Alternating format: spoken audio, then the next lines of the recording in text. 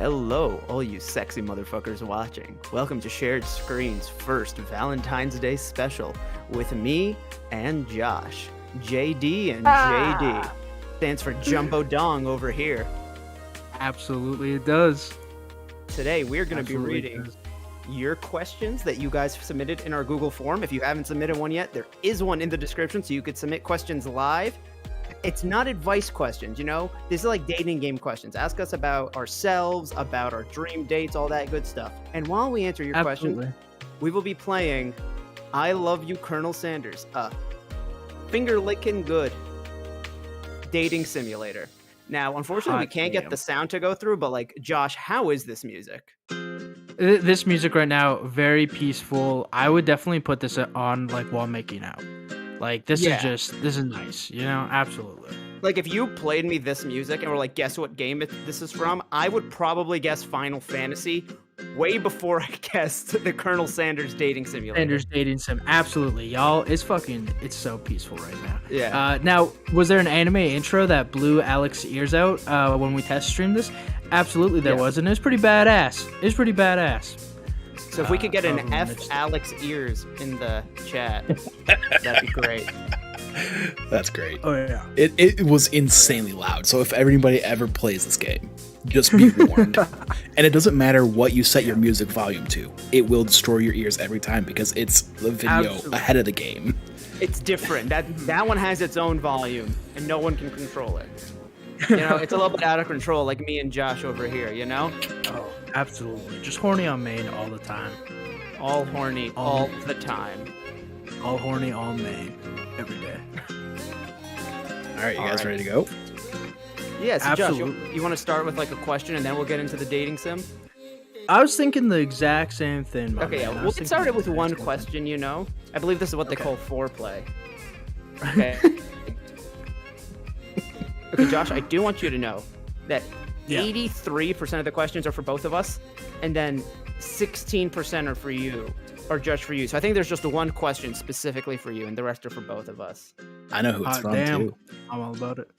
Oh my. They put their name, so they put their name. So shit.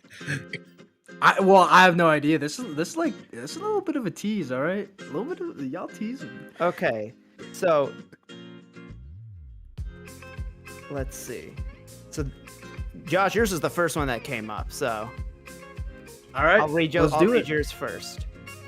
Josh, I take you back to my place for a cozy movie date. What Andrew Garfield movie are we watching and why? And this is from, and remember, names were optional, Fox to the Future. Ooh, Fox. Oh my God. I'd love to come back to your place, you know, get a little wine drunk and put on that Andrew Garfield movie.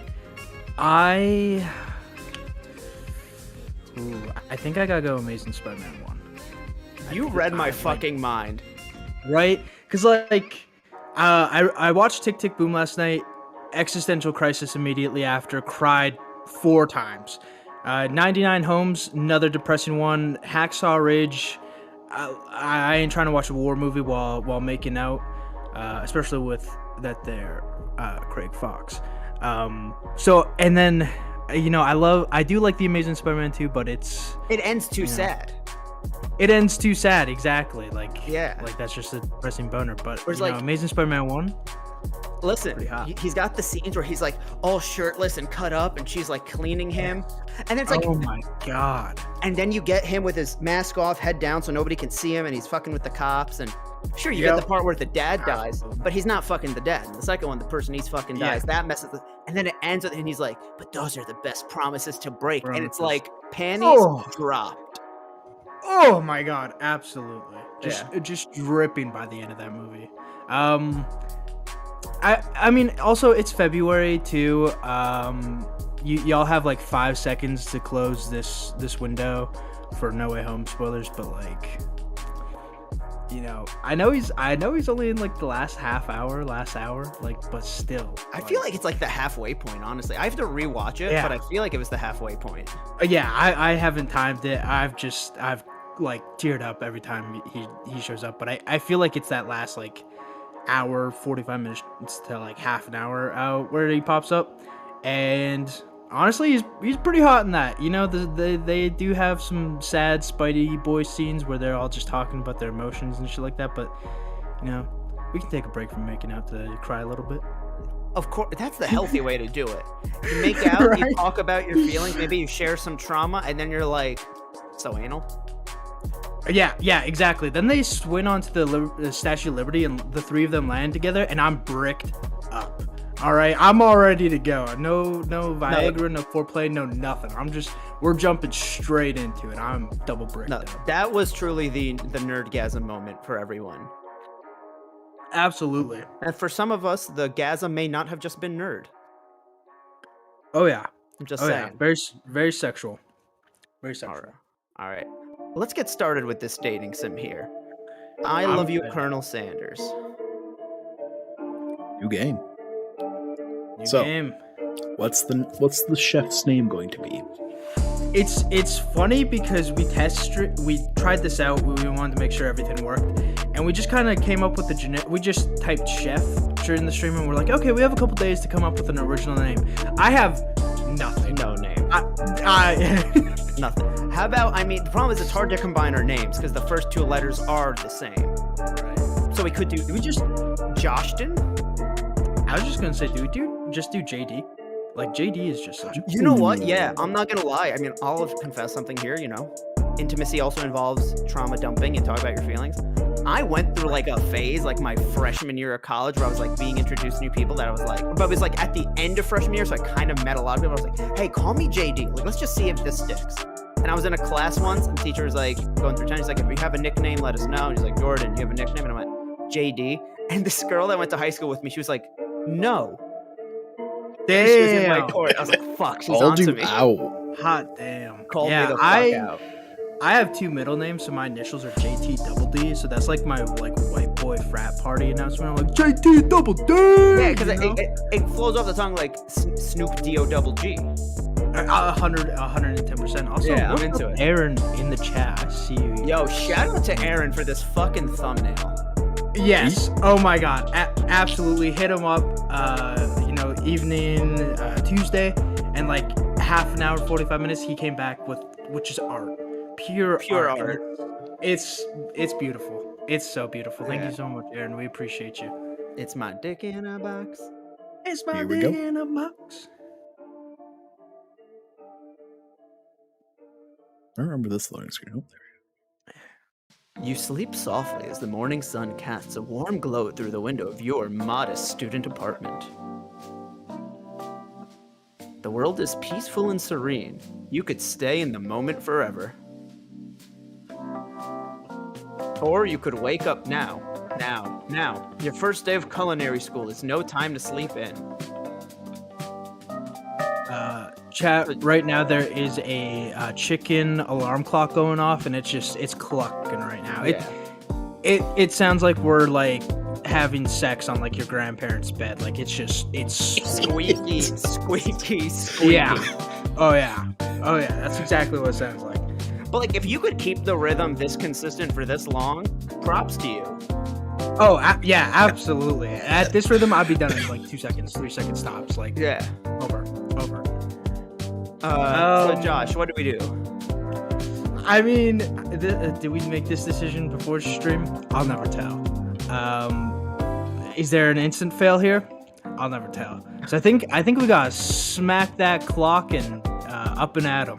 Yeah, I'm the type of person that like I sleep in every day. If you wanted to do it was a throw it out the window was the other one that we did before. Yeah, and that we just purely failed. So I was kind of hoping we'd do that, and like that's what I was saying. Okay. Oh, guess we got to start over. But yeah, no, anything just to get this alarm clock out. There we go. Oh yeah. All right, Josh, you want to narrate this part? Lying in bed, you stare at the ceiling, thinking about everything that awaits you at the prestigious University of Cooking School, the Academy for Learning. Your mind begins to wander. Who will be there? What will you cook? What should you wear? Answer, nothing. Time begins to fly by, and you find your imagination getting away from you. What do? You'll need to take this seriously, or you allow yourself to daydream a bit, thinking about the future. I'm a vote for daydream. You know, let's imagine, like, we walk into class, we see this beautiful girl, and, like, we have the rest of our life planned out already. It's that type of shit that makes it that, like, oh, because it never happens, everything sucks, but it's fun to think about. Right. Yeah, I'm gonna do the same thing. I like to daydream and then just set unrealistic expectations, and then one culinary school. Working in retail means that you imagine your life with a new customer, like, once every 2 hours. Absolutely. It's here, finally, your first day of culinary school. So many dishes to prepare, so many students to meet, and maybe children. Your mind is swimming with possibilities when you realize you're running late. You grab a biscuit and burst in the door in a hurry. Out the door in a hurry. You're not bursting in the door. Oh, I'm bursting wherever, my man. Especially with a biscuit for breakfast, hot. Damn. Yeah, damn. Delicious. Much better than a That's what sausage you need to McMuffin. wake up to those taste buds. Yum yum. Oh my as one god. might say. The flavors are melting on my tongue. That's for anyone who's on TikTok out there and knows that sound. Oh no. Oh, yikes! You're in such a hurry. In fact, that you forgot to put on your deodorant before running out the door. You're sweating buckets as you rush to arrive on time. Uh-oh. God damn it. Standing in the quad, you gaze upon the magnificent University of Cooking School, Academy for Learning, the most generic name for a school I've ever heard. Absolutely. Here comes your lifelong best friend, Miriam. Fuck, can we just ban Miriam? Holy shit. Like right off the bat, like, oh my god. I know we already best friends, but I'm willing to sacrifice this friendship. See, Josh, I was about to be like, why does that look like a child? And then you said that. Yikes. just shoot me down anyways, John. Like, I was like, oh, what are we going to say about her? No, it's like that thing with anime where it's like, you stare at them long enough, you're like, oh yeah, no, that's supposed to be an adult. Yeah, we're in college. We're like 18, 19. Yeah. If you guys want to do the characters, I'll take over as the narrator. Ooh. Oh, I like that. Ooh. This is still narration. Yep, I got it. Yeah, she's the most adorably awkward person you've ever met, and you absolutely love her for it. Morning, JD. Are you excited for the first day of the rest of our lives? Do you want to be JD? Yeah, sure, I'll be there. Actually, I'm... Because I sure am. Excited? A little nervous? Okay, a lot nervous. I was doing the JoJo pose. What's the...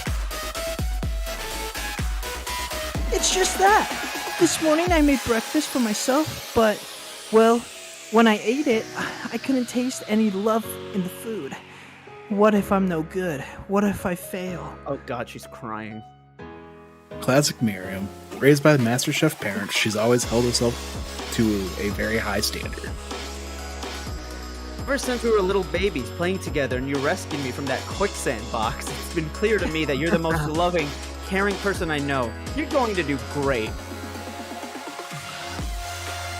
But with University of Cooking School, Academy for Learning's famous 3-day only semesters, I'm afraid of being left behind and never catching up. A sweet girl, Miriam has always had a flair for the dramatic. This summer, she got so nervous about her first kiss that she chipped a tooth practicing on a mannequin. Holy shit! Should you pep talk her or change the subject to give her some relief?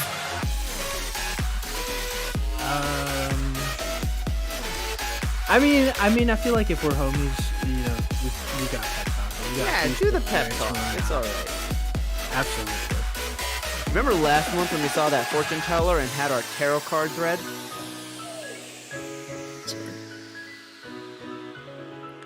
The lady with the mask who gave me nightmares? I've been trying to forget. I know she looked spooky, but she was so sweet, and she told you that you were destined for great things. Remember that card with the fancy-looking tower? And that other card featuring the handsome fellow in the red suit?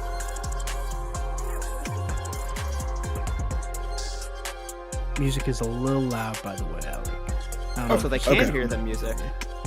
No, the stream music. Stream music. Oh, fair enough. I've been waiting for so long to meet a handsome fellow I could call my own. I like the posing with the crying. She's like... And I'm sure you will soon. In no time, we'll be graduating, like by Monday. And you'll be delighting the world with your heartfelt cooking in no time at all. As you talk Miriam up, you can feel her nerves begin to ease. You know what? Maybe everything will be okay after all. And if not, at least I have these killer bangs. Killer Bang was my nickname in college. Can you believe I cut them myself? You can definitely believe it. I cannot believe it. Before you can get another word out, you're rudely interrupted when someone smacks your books and custom engraved measuring spoons out of your hands and onto the ground. Damn, I thought it was gonna be smack my ass. Hey! It's Ashley, your arch rival. She's totally evil, but you can't help but be filled with jealousy. She can get anything she wants, and she knows it. All right, Josh, who's voicing Ashley? I think I know something she could get, if you know what I'm saying. I think me and Josh just found out which one we're romancing. I like them all though. That's true. Thing. Fuck. I can take Ashley. Okay. Hello, Ashley. Oh, I didn't see you there, chicken shins. You leave JD's shins alone. They are perfectly normal shins. Are we getting sexy in her or what? We are getting sexy in here. We're bricked up, man. This game very hot. Very hot. You can't stand Ashley. Even her name is annoying. You know for a fact that it's actually Ashley, but she had to add extra letters in it to make herself feel better than everyone. That's so true, though. White people. If anyone here knows what perfect shins looks like, it's us. We're not going to let you or your really weird insults get to us. Across the quad, you can see Ashley's best friend, Van the Man, has stopped to look at his own reflection in the mirror. His pants are so tight, you can see him actually working out his glutes while he styles his hair. No lie, they're rockin' glutes. Van. Let's see what this is. Okay, I think I know who we're romancing now. God damn. Daddy, sorry. Right. Daddy, sorry. Daddy, sorry. Daddy. Yeah, I could get Van. All right, sounds good. Let's just Pop the collar. You rang. Never been sure what their arrangement is, but as long as you've known them, Ashley and Van have been just as close as you and Miriam, but substantially more devious. I cannot believe that the University of Cooking School, Academy for Learning, would ever allow people like you to attend as students. You know, right? You'd think they'd just hand us our diplomas by now. Or maybe hire us on as professors. You amateurs could learn a lot from us. With the first day of school about to start, there's just not time to properly tell these two off, so you resist the urge. Let's go, Miriam. Psh, See you later, losers. As you approach the door, you see a goofy-looking kid pushing hard against the window directly next to it. Jesus Christ. Chat, you couldn't hear that, but they just ripped one. Yeah.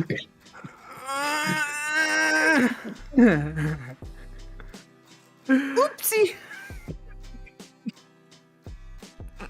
I think it's broken. You reach looks forward and easily pull the door open. That should do the trick. I love you. I think you mean thank you. My name is Pop. I was named after my Pop. He's old. Could someone like this also be a student at the school? He must be one heck of a chef. Also, his name tag clearly says Bob, but I guess he's reading it upside down.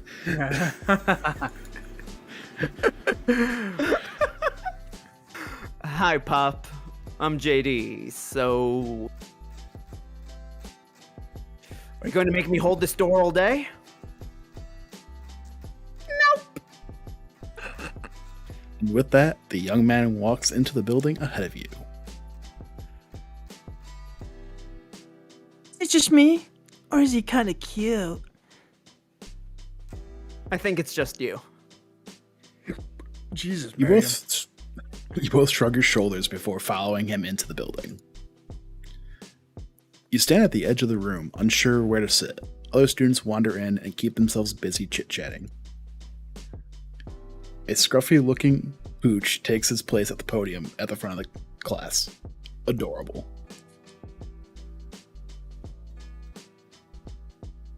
The dog can talk? Apparently. Right. Now. Quiet down, everyone. I also imagined him in a very low canter. Who is this unreasonably cute pup, and why is he in our culinary class? You must be Sprinkles, head instructor and CEO of UCSAL? UCSAL?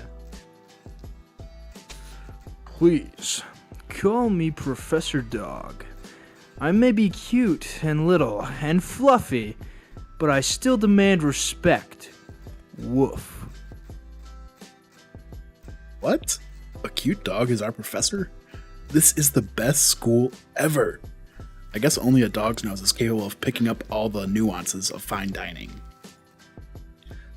Out of nowhere, wind begins to rush around you like a swirl of cherry blossom petals fill the air inside the classroom. I'm chilly. Somebody close the window. And then he walks in. You're immediately swept up in the aura of this new student and his remarkable goatee. Who knew anyone could be so handsome?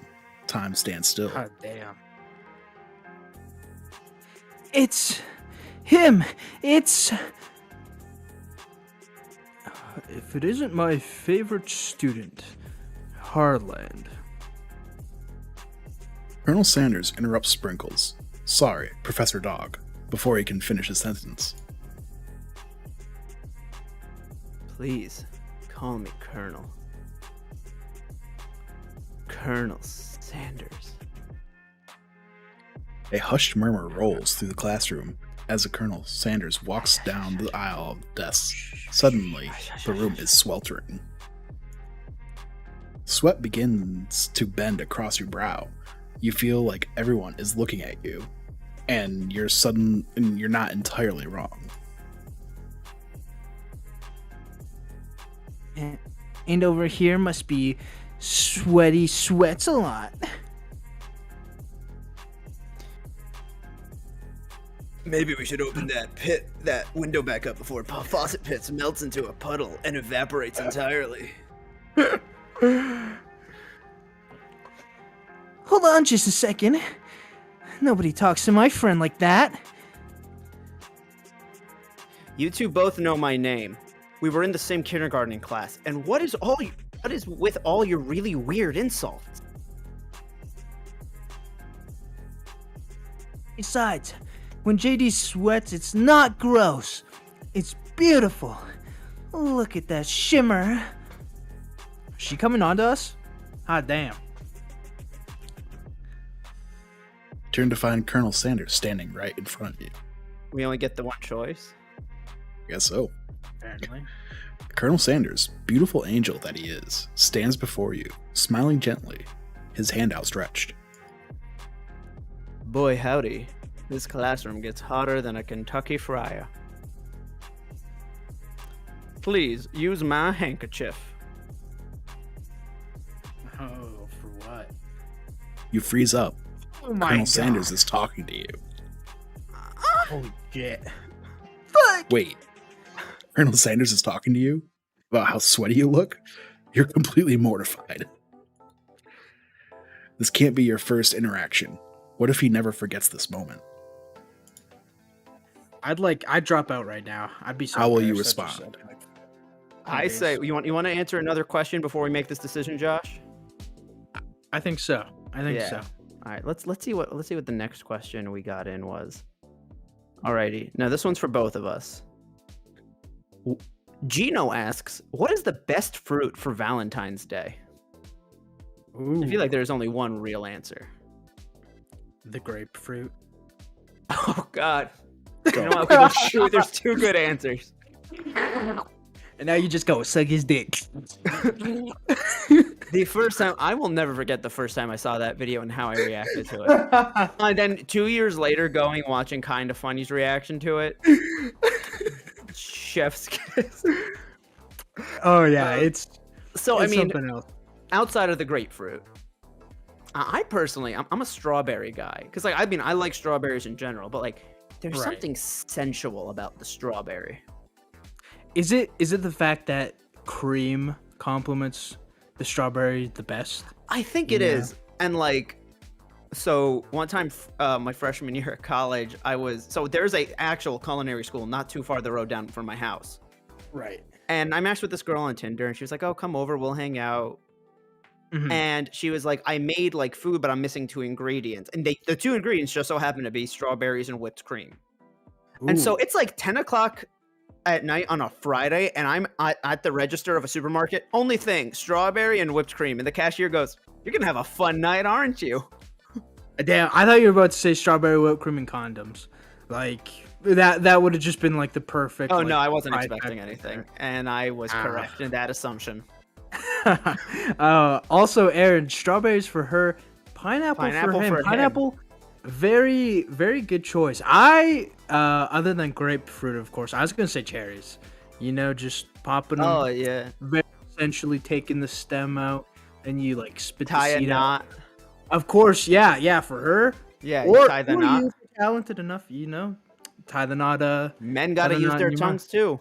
Very sensual. That, and I guess just for like the phallic shape, obviously bananas. You know, I feel like honorable mention the banana. Honorable for mention to the Valentine. banana. Yeah. Yeah, But no, absolutely. I mean, like my sister, she made chocolate covered strawberries just 2 days ago, and like chocolate covered strawberries, fuck, Ooh, absolutely. you know. Oh And my it's God. like, you know, you bring them over to your girl, you're like, cool, and then you have like, I have some that aren't covered in chocolate. Maybe you cut them in halves, and you put them over her special bits, and then you lick them off. I'm personally strawberry Absolutely. guy. Mm-hmm. Yeah, I'm sticking with strawberries. My answer. Drizzle whipped cream all over. You know, take a strawberry, rub it. Fuck. I feel like we listed all the ones. I don't know if I could hard set like pick one. That's Yeah. like the definitive. I think everyone we listed there is like perfect. Yeah. It's like, yeah, so Gino, it's like, just what's the best for Valentine's Day? He doesn't give a specific thing. So, like, I do feel as though there's 3 categories. It's like, you got banana for the shape. You got pineapple absolutely. for its medicinal purposes. I'll put it that way. Right. And, like, eating strawberries together. Like, that was in the birthday Right. sex video with Jeremiah. Remember that? He's like, feeding Yeah. her strawberries. Like, Yeah. So do we go Yeah. strawberries for the taste and then grapefruit for the functionality? yes, grapefruit. Is that what? Grapefruit for use, banana for the shape, Pineapple for its effects, and strawberries for actually eating. This was a. So You know, made basically this sound every like an single easy fruit. question. Did I say kiwi Yeah. anywhere? Did I ever mention kiwis or clementines or California dragon fruit? I did not. If you're a sicko and you like friend of the show, Braden K007 now Charisma is, and you eat a kiwi with the outer layer on, that's just preparing you to eat some pussy with some bush on it. So it's like, Wait, he fucking does what now? he just eats it whole. He just takes it and just bites into Because like it. I've seen Doesn't people remove do a its- thing where they'll squeeze it out of the hairy peel, but no, he's like eating the hair. Yes, he's a psychopath. He's crazy in that. Jail, but, jail, still, right away. Yeah, 100%. I respect you, but still jail. That's Yeah. the type of thing that if somebody did that to me before a fight, they've won because my head is fucked up. Yeah, absolutely. Oh my god. Yeah. All right, Josh. So do we take or refuse the handkerchief? I think we take the handkerchief just based on where it's been. Plus it's Colonel Sanders. I don't want to be like, no. I don't want to say no to Colonel Sanders. And he's being a gentleman. Like, who am I to say no to a Southern gentleman? Okay. Absolutely. You stretch out your hand, and Colonel Sanders places a fine silk handkerchief in it. It's so beautiful, you hesitate to press it against your face, but when you do, the feeling is transcendent. It hits the natural scent on it. It smells like the most delicious chicken you've ever smelled. Professor Dog steps in to settle the class down and set some ground rules. Welcome to University of Cooking School, Academy for Learning, the greatest culinary academy in the world. Birthplace of culinary legends past, present, and future. Many challenges await you.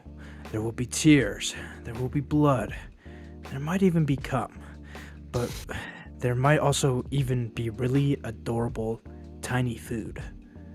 Filled with cum. Filled with cum.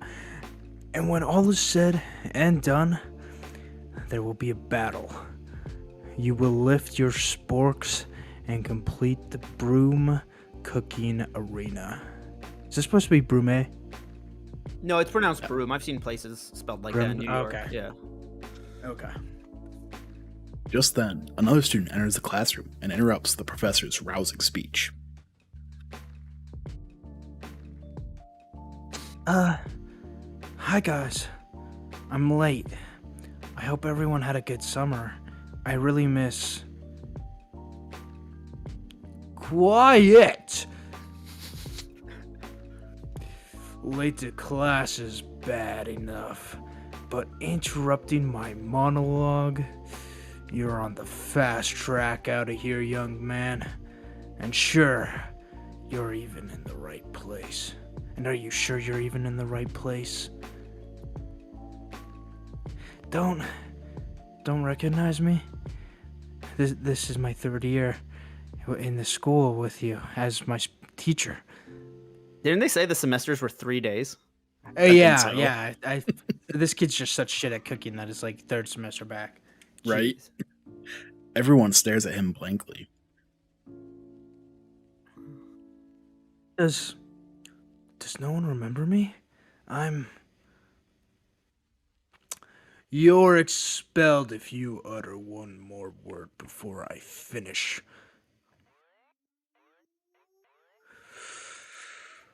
Let that be a lesson to you, students, that tardiness is unacceptable.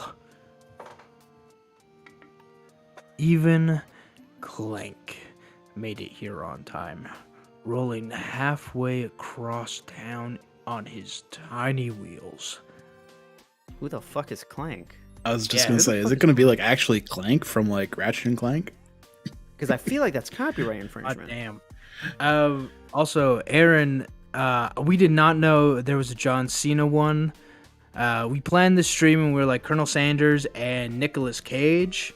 One kind of the two we were on. And then we saw the Hitler one on Kotaku and we're like, maybe. But See, then there's like I a saw lot it on of Steam. boobs. I saw it on Steam the day we were planning this, and I was like, nope, that's not. And Then I clicked on it just out of my own curiosity. I was like, oh, even ignoring Hitler, there's just a lot of nudity in this. Oh, hot damn. Yeah, no, I saw it on Kotaku and like Twitter. You turn to see the student Sprinkles is referencing, who appears to be in some sort of industrial kitchen appliance.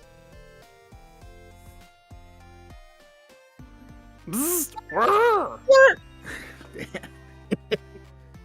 class bursts into laughter. This is who we're romancing, by the way. Oh, Clank, you rascal.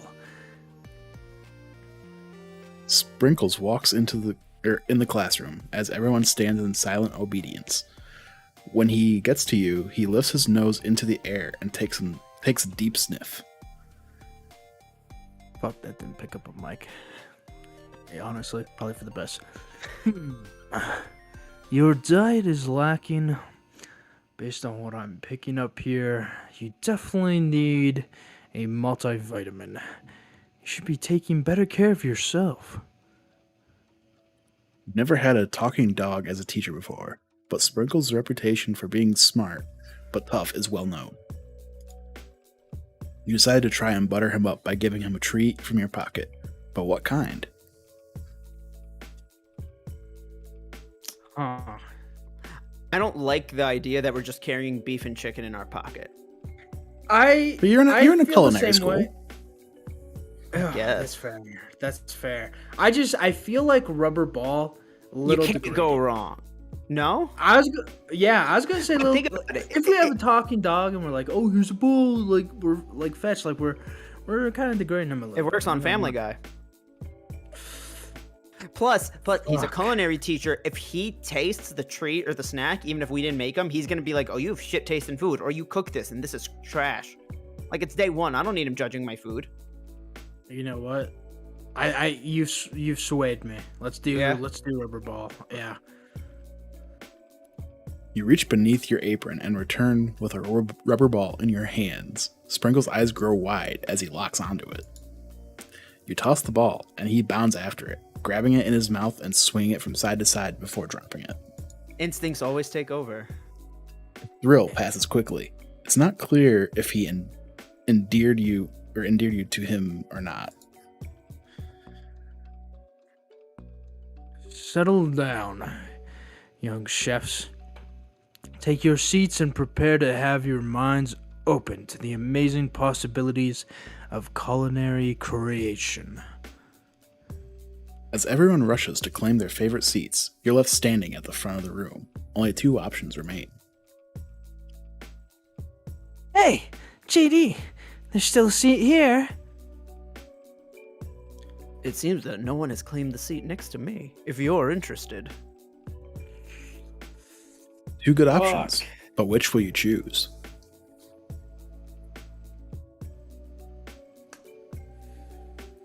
Damn. I'm kind of leaning towards Miriam because, like, you know, we're friends, but are we just friends? Is there room for something more? Because if not, Well, the question is, if there is even, is that what you want? You know? True. What are you thinking? Do you want to decide who it is that we're romancing, or do you kind of want to let it play out and, you know, get a little more information? I say we let it play out and get a little more information, and then kind of go from there. Cause like right now, I like them all. Fuck, even Ashley and Van are very hot. Van the man. Van the man. There ain't anyone in this game I would not bone. Even the robot. Even the child. The robot. Well, when you say like when you or say student. It like that, Student, not because he sucks at cooking, but because it looks like he's not detailed enough. He's drawn like he's from the 80s, like. Yeah.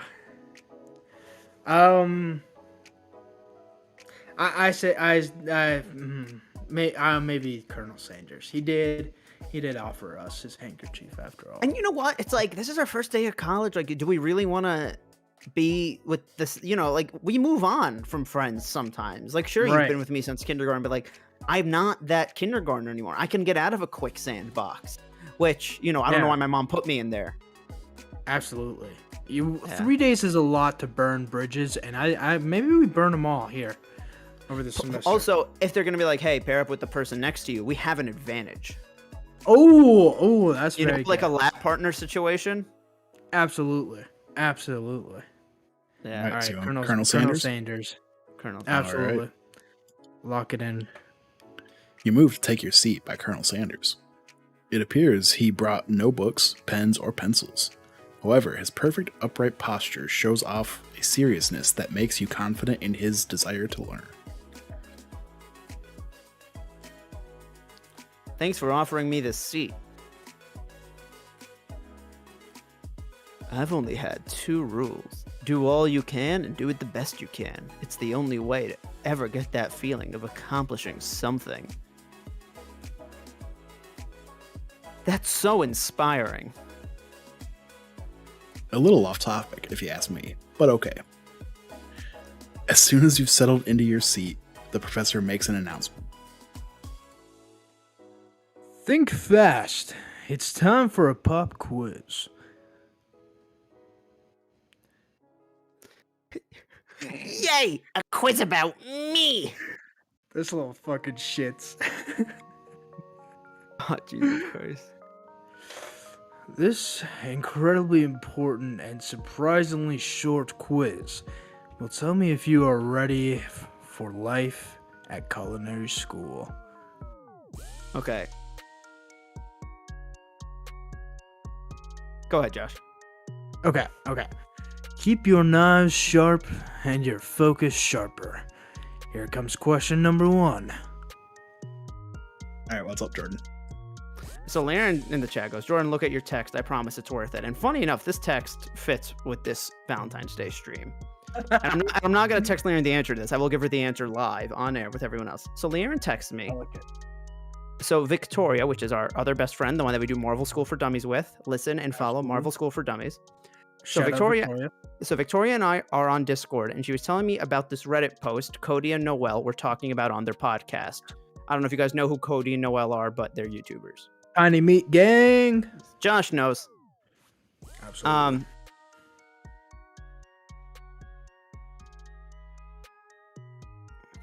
Sorry, I don't know who said this. Sorry, the text doesn't tell me whether Cody or Noelle said this, but one of them said, I wanted to know what deep throating felt like, so I did it on a banana, and I enjoyed it. Now I think I'm gay. And Victoria then start talking about what type of person would do that, and Victoria goes, maybe Jordan would. Possibly. And then Leon, I'm just going to quote Leon here. Jordan, I swear to Christ, I looked at Victoria directly and went, if he did it, I don't think he'd enjoy it. I don't know how I know this, but I do. So I know the answer to this question. You're going to deep throat live on air? No, I would hate it because I suck at the dentist because I have a horrible gag reflex. And I don't have enough of a relationship with my dentist to be like, oh man, good thing I'm not going down on someone, right? Like, but it's just like, right. You put something here and I'm like, nope. Maybe it's because it's people's fingers. Maybe it's because I already have anxiety high up at the dentist. Oh, they read a subreddit post. Okay, no, and Cody didn't say this about themselves. Yes, they read this on a subreddit. Either way, yeah, Laren's right. I would hate that. I can't. I'm just... Wow. No. You gotta get yourself throat trained, man. I could. Practice. I mean, I gotta go to the Nancy Reagan throat goat school.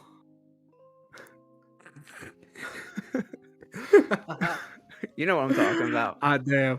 I do. And since we're already we've taken this little break. Oh yeah. Yep. Okay. I can go back. Sorry. No, we're good. Okay, so yeah, let's read question number 3 that people submitted. Let's do it. Alrighty. I hate that I know this. So, from an anonymous source, somebody asked, rate your incel behavior. Oh. I feel like if I say anything except 0, I'm gonna get shunned. Define incel behavior.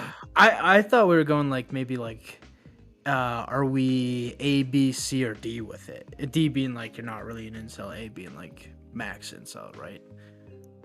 Is that how they? I don't know. I don't know how the incel dichotomy works. Or we could do 1 to 10. Fuck. Okay, I'm gonna say let's do 10-point scale. For me though, fuck.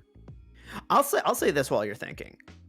Yeah. I will say that as somebody who was a very frustrated, like in the romance department in high school and early college, that while I never felt like actual anger or hatred for people as a whole, I can very, very easily see how like a mild frustration can just spiral. I'm not saying like let's sympathize with these people. I feel as though like there is but there's like it becomes like a, what do you call it? Not tunnel vision, echo chamber.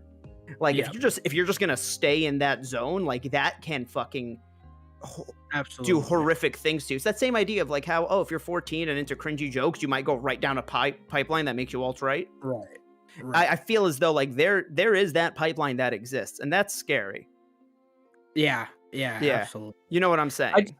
Right. I don't know if I've ever really had like anger towards like women and just being like, oh my god, it's not a me problem, it's a them problem. It's like society. I don't belong. It's society. Like No. I've never had that, but like, do I partake in some of the activities incels do, like scrolling Reddit? I mean, yeah, I have a Reddit account. I guess that counts. Yeah. Yeah, absolutely. But I'm on like the fun part of Reddit. Exactly. Like I'm not there to like post like why I can't get any like bitches or like why it's society's problems. I don't use the term female too. I feel like female is like a key fucking incel indicator. If you say female, like, you're unless you are speaking scientifically, don't say female. Yeah. Don't ever, no, just refer to them as women. Like that's absolutely like just perfect. Don't say female. Yeah, that's step one, is don't say female outside of like a scientific discussion. Yeah. I'd say for me personally, like maybe a 2.5, maybe a 3. Like browsing Reddit, dumb, like being horny on main, dumb internet shit, like goofs and memes, and I feel like that's all ironic. You know what I mean? I feel like if none of it's genuine. Yeah, but I mean, I feel like with every post, there's like just a little bit of like sincerity. Everything on Earth that you post is a little bit haha JK unless.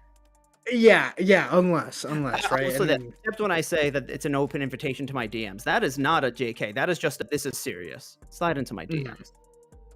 Absolutely. No, I'll say this. I'll say that like any frustrations I've ever had have never been with women or it would be with like the dating scene, and I think that there is a key difference there. Right. Because I've heard from girls too, be like, just dating is very annoying in this day and age for A, B, and C reasons. Right.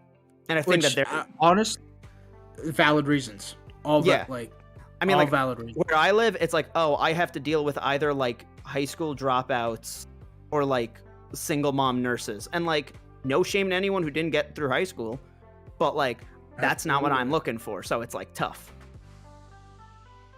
I mean, dude, single mom nurses can't go wrong, I feel. No, but like the conservative type of nurse. Oh, yikes! You fucking like more me. like You had me. And you lost. I was like, dude, she'll take care of you. She has snacks. Like, you can get some animal crackers. Like shit set up pretty good in that situation, right? Throw back to the best meme that ever came out of Mandalorian season 1, which was Grogu staring up, and it said, "The kid whose mom I just banged watching me eat his Lunchables out of the fridge." Exactly. So it's like, yeah, like I get it. And then you said conservative, so I was like, fuck. Yeah. Being an incel is just the Joker movie, but replace being a successful comedian with Robert De Niro's character and having a hot girlfriend. Hot damn. No, I think being an incel is just really enjoying the Joker movie. Yeah, which I still haven't seen it. So you know Neither what? have I'm gonna I. take I'm gonna take me down to it too. Learen has described that movie in great detail to me, and then I watched the CinemaSins on it, and CinemaSins said something about it that I feel like is how I feel, where it's like it is the most beautifully made movie I've ever hated. Because if you watch it, you can't say that it is objectively bad as a film, from my understanding. Yeah, I haven't actually seen it, but I've seen it it's once, like, and that was enough. The message here really loses itself. Yeah, I saw it once, and like, that was enough for me. Yeah, I watched like the kind of funny initial review and then their like in review with Batman, and I was like, this is perfect. And of course, like I've seen the scene online, you get what you fucking deserve, right? And then I'm like, okay, that's all I need to see. Like, I'm perfectly fine. Yeah. Plus, like I also didn't see it because I like some Batman with my Joker. It's weird. That's the other thing. Yeah. I'm tired of this whole let's give villains a movie on their own thing, because the villain makes no sense without the hero.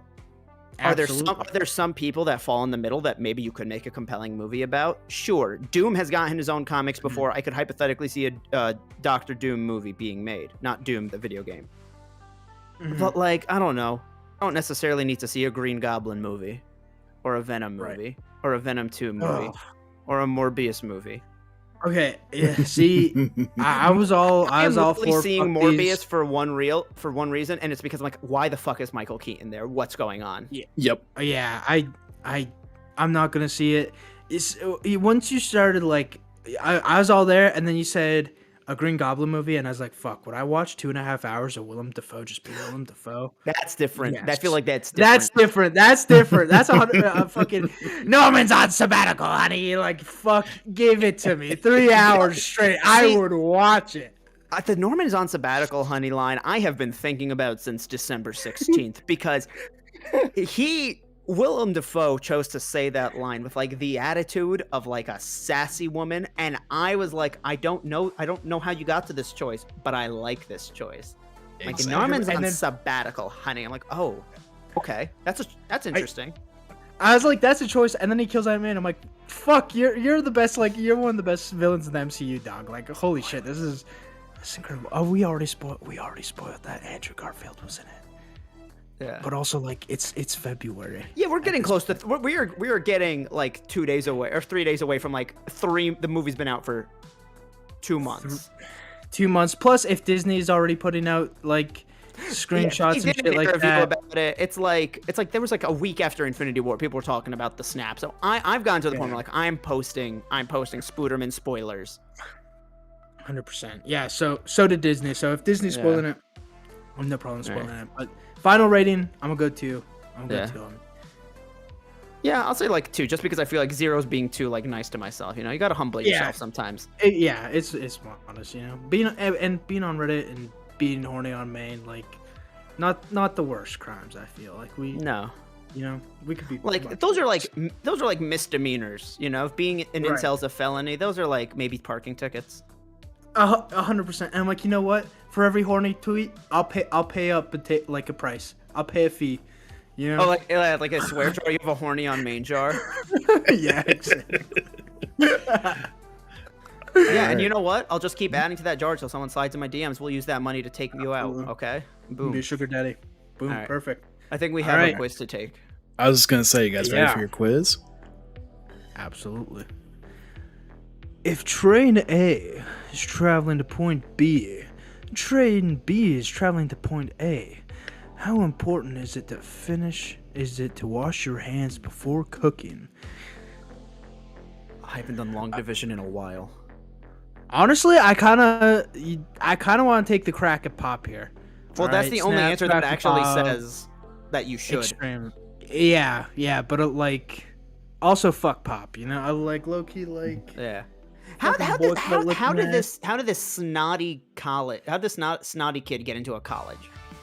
His dad's probably like part of the 1% and like is a fucking has like a shareholder in KFC. Like I don't trust this kid to like put a toaster strudel in the toaster. Now he's like actually at culinary school with like flames. No. Oh yeah. All right. That's right. Forest is the tree. This chicken is to... Feather, night vision goggles, a slam dunk. I guess feather. Yeah. That's- Although night vision goggles pretty cool though. Chicken with night vision goggles, badass. Yeah, absolutely. That's right. Give it 2 months. That's gonna be in Warzone.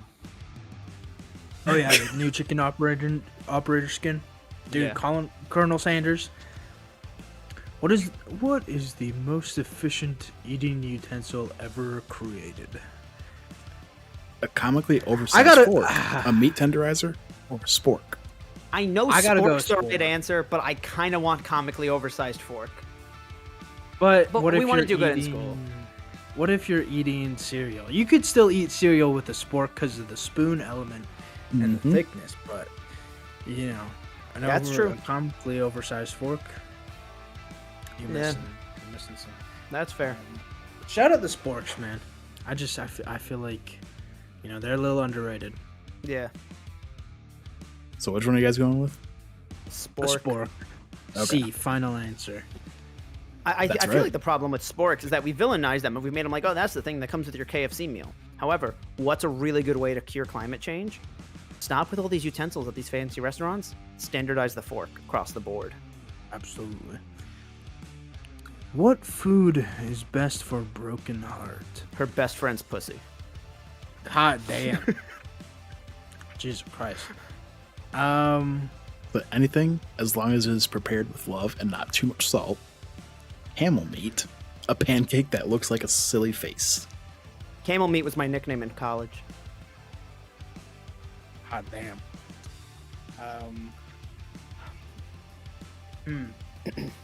I mean, I feel like at this point it's got to be the answer with the most text. Yeah, I've done that on multiple choice tests where I'm like, I'm shot. I'm just gonna go for the longest one. Right, because like with me, it'd definitely be sweets, and the only like sweet food up there is the pancake. So I just have pancakes, drink the syrup out of the bottle, eat the pancake, chase it with syrup. But yeah, I think we gotta go A. All right. That's right. Oh, Ooh, And we're here we acing go. this. is Sprinkles a good boy? No, he's a talking dog that teaches at a culinary school. He is the best boy. The best Yes. boy. I'd obviously be with a fucking bullet. Yeah. B. That's my final answer. Yeah, B for best That's boy. right. Perfect Yeah. score. 5 out of 5. Hell yeah, we're acing it, man. Oh, hot damn! Give us this fucking diploma already. Holy shit! I have to select. That's weird. Okay. Wow. Be honest. Did you cheat? You look up to see that Colonel Sanders has been watching you tally your score. He's impressed. Yeah, he is. I know we just met, but I have to confess.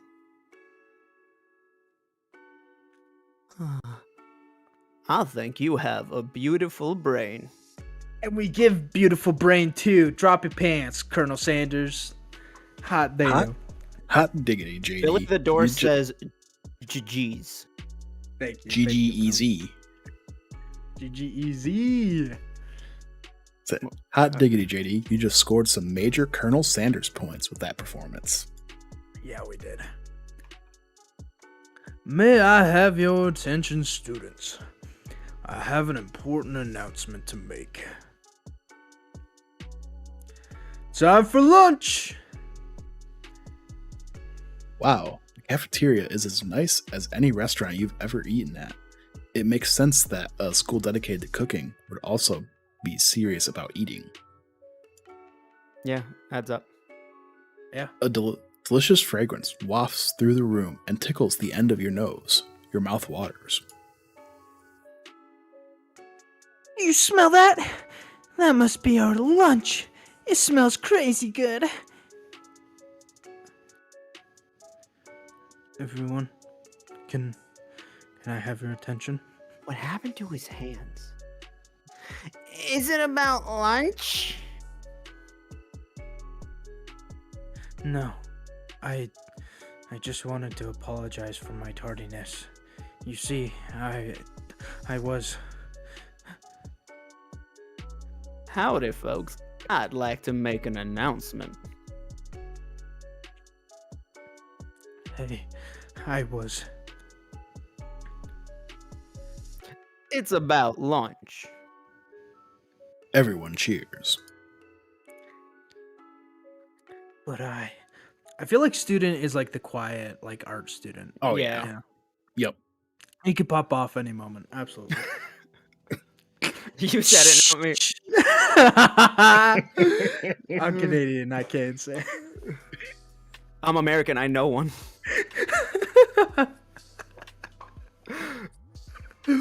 Shh. Lunch, lunch, lunch. She said, shh, bitch.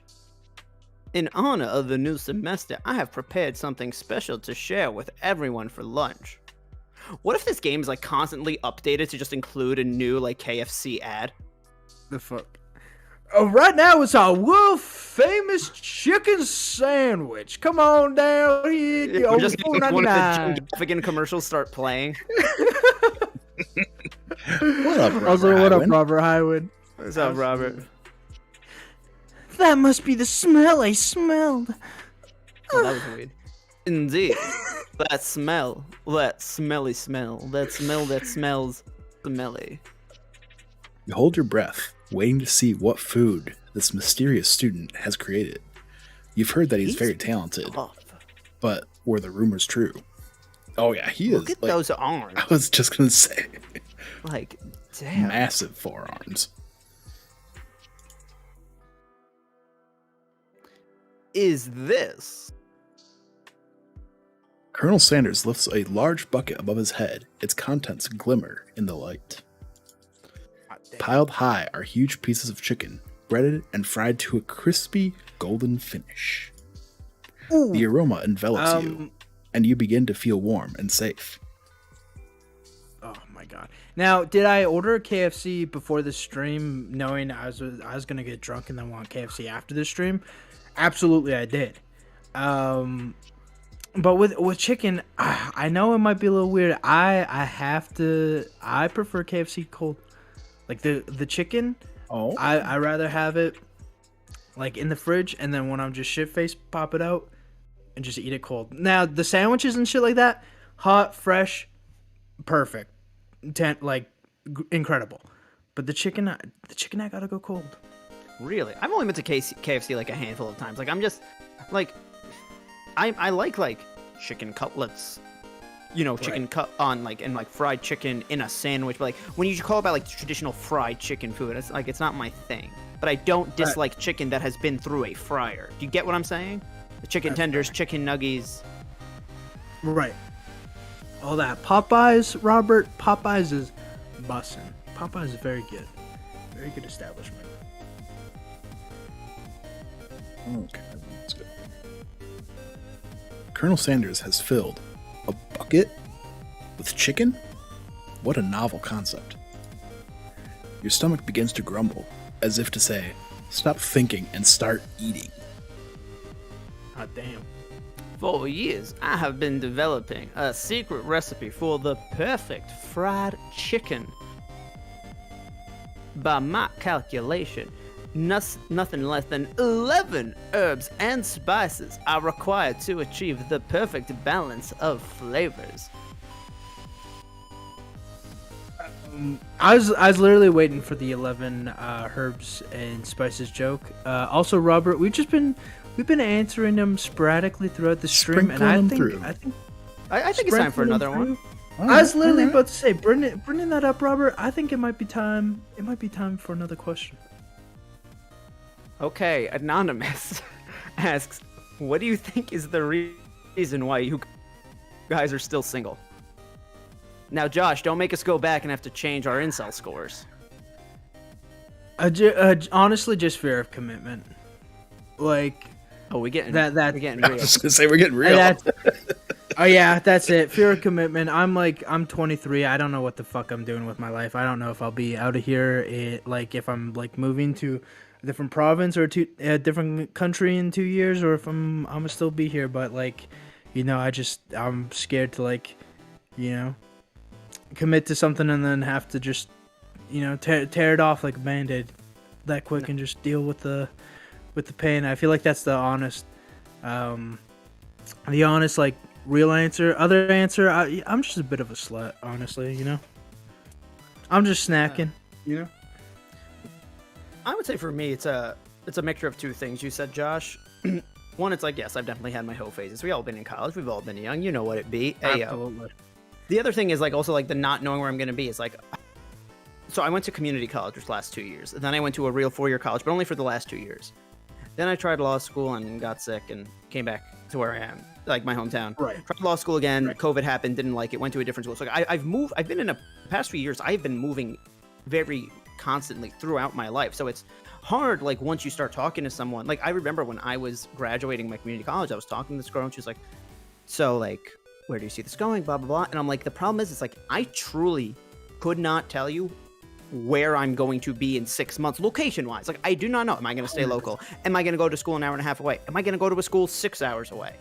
And so like that definitely makes a hard element where it's like I'm graduating at the end of this semester and probably moving somewhere for a job. If I had started seeing somebody at the beginning of last year when I started the current program in school I'm in right now, I probably could have. But right now, if I get involved with someone, it's like, hey, I'm going to be honest, I don't know where I'm going to be living come the summer, let's say. Right. Plus, like, after my last relationship, I took time off to, like, work on yourself, as everyone says. And now I'm, like, at a point where I'm open to it, but, like whenever dating apps are like, what are you looking for? I'm like open to, like, don't know yet / open to anything, because like that's the straight up answer. It's like just open to anything, if it's literally just a hookup, it's a hookup. If the vibe's good and we made up a few times and it like spirals and develops into something, I'm here for the relationship possibly. But yeah, those are the real honest answers. But thanks for Robert for getting us to do another question. I did refresh the page. Absolutely. We've gotten one more than when we started. Guys, remember the link is still live. It's in the description. I'll even throw it in the chat so you don't have to look for it. If you want to ask more questions, boom, right there. Beautiful. All right, so we got his 11 herbs and spices. I want to taste his other 11 herbs and spices. Yeah, hot damn. You look around and notice that every other student has a pen and paper and is scribbling notes as fast as they can. Suck-ups! That's all I'll say about that.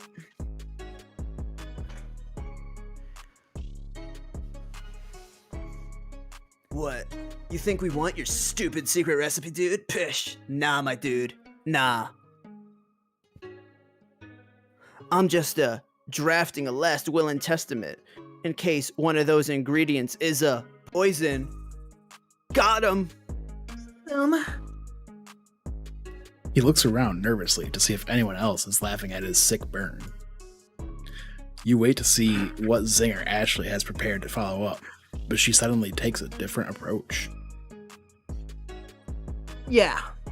And I was just like writing in my diary.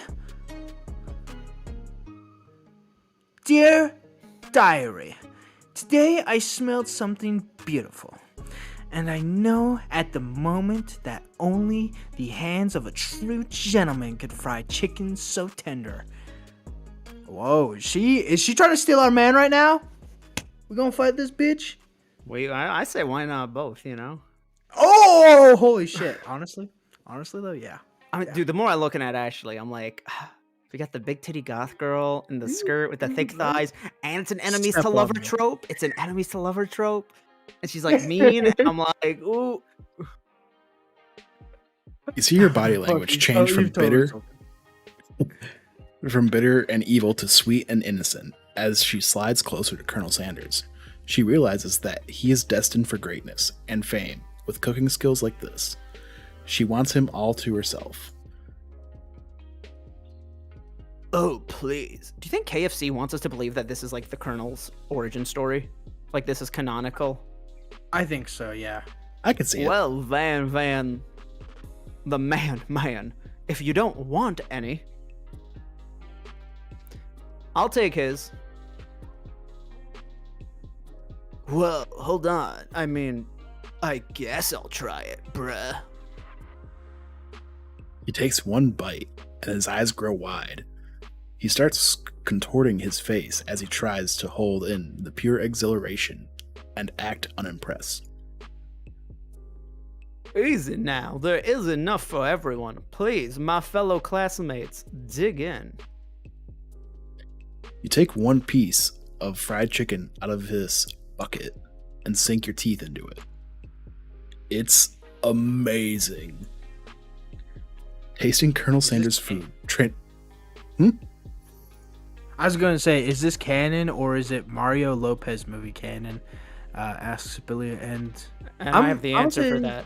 I'm saying it's like a 616 and then Ultimate Universe thing. Oh, okay. Okay, this is just like kind of like just an ultimate version. Okay. Or do you think it's like a Barry Allen, Wally West situation? Like they have both been Colonel Wally Sanders, West, but yeah. they each get different origins. Ooh. That makes the question: is Colonel Sanders his name or his title? Like, is it an alter ego or is it him? I mean, there's been different Colonel Sanders there's been different Colonel Sanders in the commercials, so it might be a title. Yes, but what I'm saying is, like, are those all different universes? Like the way we have PS4 Spidey, we have Andrew, we have Toby, we have Tom. Right. Or is we had Hal Jordan, we had Jon Stewart, we had Kyle Rayner, we had Guy Gardner. Green Lantern's the one that I know is like had the most, so that's why I went with them. Yeah. Mm-hmm. Yeah, you unlocked something there. I agree with Robert. But now I want like a fucking half an hour KFC short where all the fucking like Colonel Sanders like come together. Josh, I'm gonna break your heart. Yeah. The best Colonel Sanders passed away last year. What? No fucking way. Norm Macdonald. Oh my god. Was Colonel Sanders he was for one a of them? hot minute. Yeah, he was. My opinion, the Holy best. shit. Rest in peace. Oh my god. Do you think his estate would be fine if we did that? If we were like, hey, y'all seen No Way Home? Well, we're trying to do that with Colonel Sanders.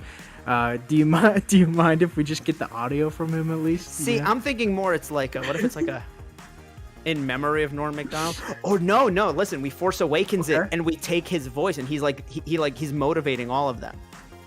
Okay, like Rise of Skywalker. Hot damn.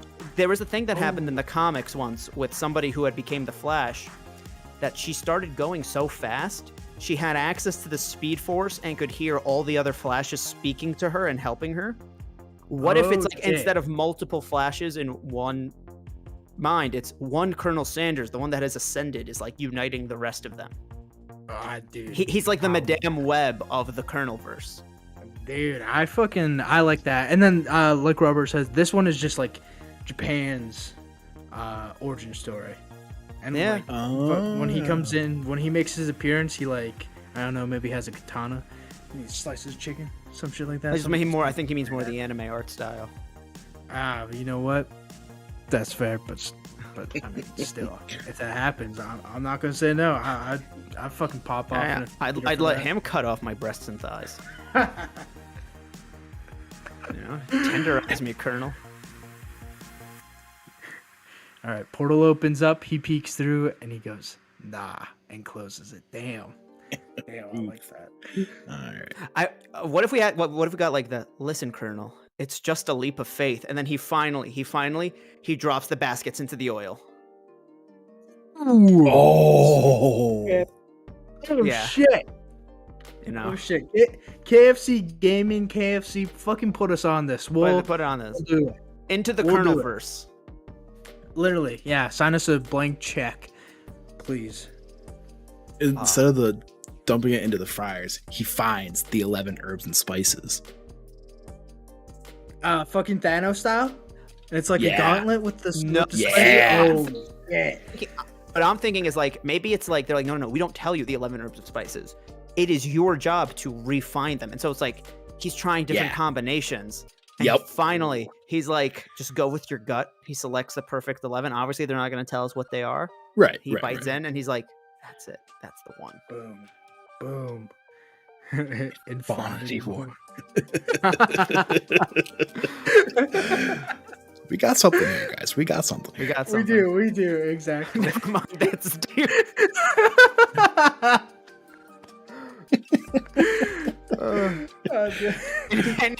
It was. I love this. Okay. This is fantastic. Got it. We got there. We got it. All right. Tasting Absolutely. Colonel Sanders' food transports you to another dimension. When the edible hits. Alone with your taste buds, gripping a drumstick in your hand, you float weightlessly. Focus your mind and meditate on the moment. Try and identify every flavor. Savor the moment and everything that it tells you about Colonel Sanders' culinary heart. Swim toward the light. You think if we swim towards the light, we get another instant fail screen? I don't know because they I we can know see they're- it. The problem is we know they're not above it. Right? Like we could fuck up. We could have had all this like character like development and growth, and like we nailed the quiz 5 out of 5, See. and then we could fuck up right here. Okay, we can load. Oh. So I can't save, but we can load. It just seems odd. I mean, Yeah. should we just Google to see? Nah. Well, also my heart is kind of telling me we gotta savor the moment. You know, Savor the moment. Yeah. savor the moment and just try to find out what it says about Colonel Sanders' heart. You know. So if you're good Deep with that one, Googling. Jordan, I said we go to the second. Yeah, I feel like we savor it. Yeah. The flavors in your mouth are beautiful, pure, heavenly. What a guy. Alone with the flavors, you feel something that can only be described as love. For a man? For a flavor? Are they the same? Yes. After tasting his food, you try to get some one-on-one time with Colonel Sanders. You approach Colonel Sanders. Colonel Sanders smiles ever so softly as you approach. He stops what he is doing and allows you to break the silence. Colonel, I wondered if I could talk to you for a second. Anything for a fellow chef. What exactly was on that chicken? Ha ha ha, how bold of you to come out and ask. It's an idea I have for a new combination of flavors that will make me my fortune and establish my legacy for all time as I open a chain of highly successful fried chicken restaurants. No big deal. That staff is awesome. Yeah, I was about to say, where the fuck did he pull this shit out of? This is Right? incredible. Yeah, he's got like the Lucius Malfoy fucking cane. 100%, dog. 100%. And it's a real power stance. Oh yeah. It's just you and me here talking. I can keep a secret. In fact, I've got some of my own that I'd be willing to trade. Ooh. What's comes the from rush? legacy. The semester is only getting started. We've got 2 more whole days to get to know each other. Ain't no way he's self-made. Yeah, Robert, I kind of agree. This is definitely Colonel Sanders the Third. You know what I mean? Oh yeah. He's born into the chicken game. He's clearly now not he going perfected to. it. Right. Oh, Right. go ahead. I was gonna say he's clearly not going to give it up easily, but it doesn't hurt to be persistent. Not like my prom night. You know what they say?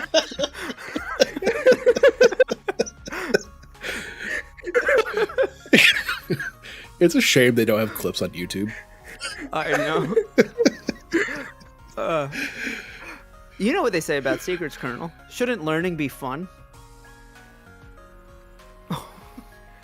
Whoa. Whoa, there was a moan there. You got moxie, kiddo. I'll give you that. I'm gonna ad-lib a bit. Do it. Colonel Sanders looks both ways to make sure you're truly alone, and then leans in. You can feel his warm breath as he whispers. Just one ingredient, but you can't tell I use. Guys, Guys, fill in the blank. Oh. It's cum, yeah. My bad. No, it's They fine. block My it out. grandmother told me. Blank? Wow. You never have guessed that. In fact, you're not even sure where you'd get some if you searched. cocaine. While you're wrapped up in that huge revelation, you notice that Colonel Sanders has disappeared, while everyone else is still in the cafeteria. You decide to look for him. You find Colonel Sanders outside, standing in the quad. Oh, it's you again. Howdy. Sometimes I like to come outside and look at the school buildings. I'll think about how my story will continue on after I've graduated. It sounds like you have big plans, Daddy. I dare say the biggest. I will leave my mark on this world. You can bet on that. Bet on it, bet on it. Bet on it, bet on it. Alone together for the first time, you figure now is the perfect moment to show your personality to him. Neg him to show your own strength. Wow him with a big idea to add an additional ingredient to really spice things up. Be modest but thoughtful. Oh, that's true. Isn't it 12 herbs and spices? I thought it was 11. It was 11. No, he said 11, but like is it 12?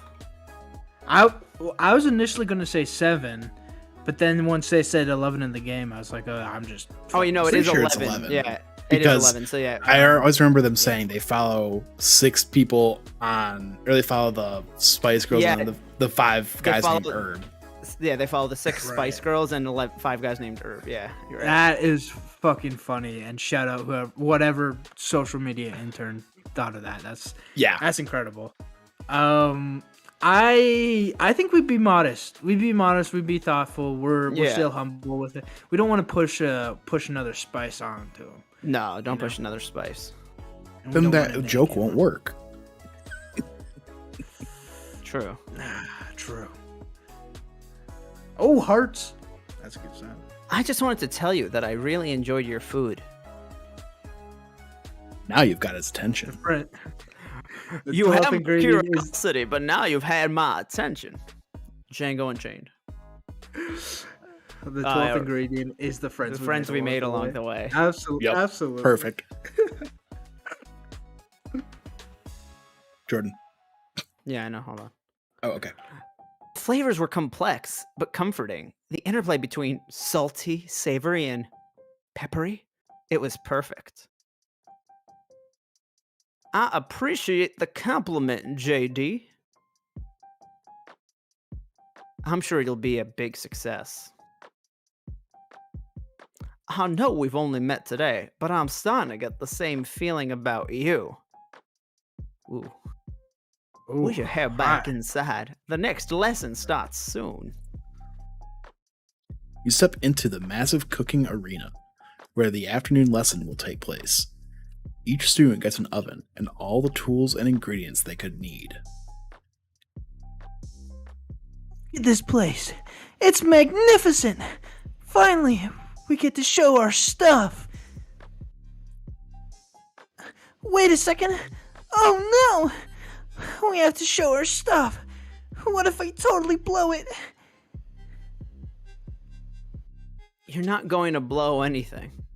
Except maybe kisses. Ayo!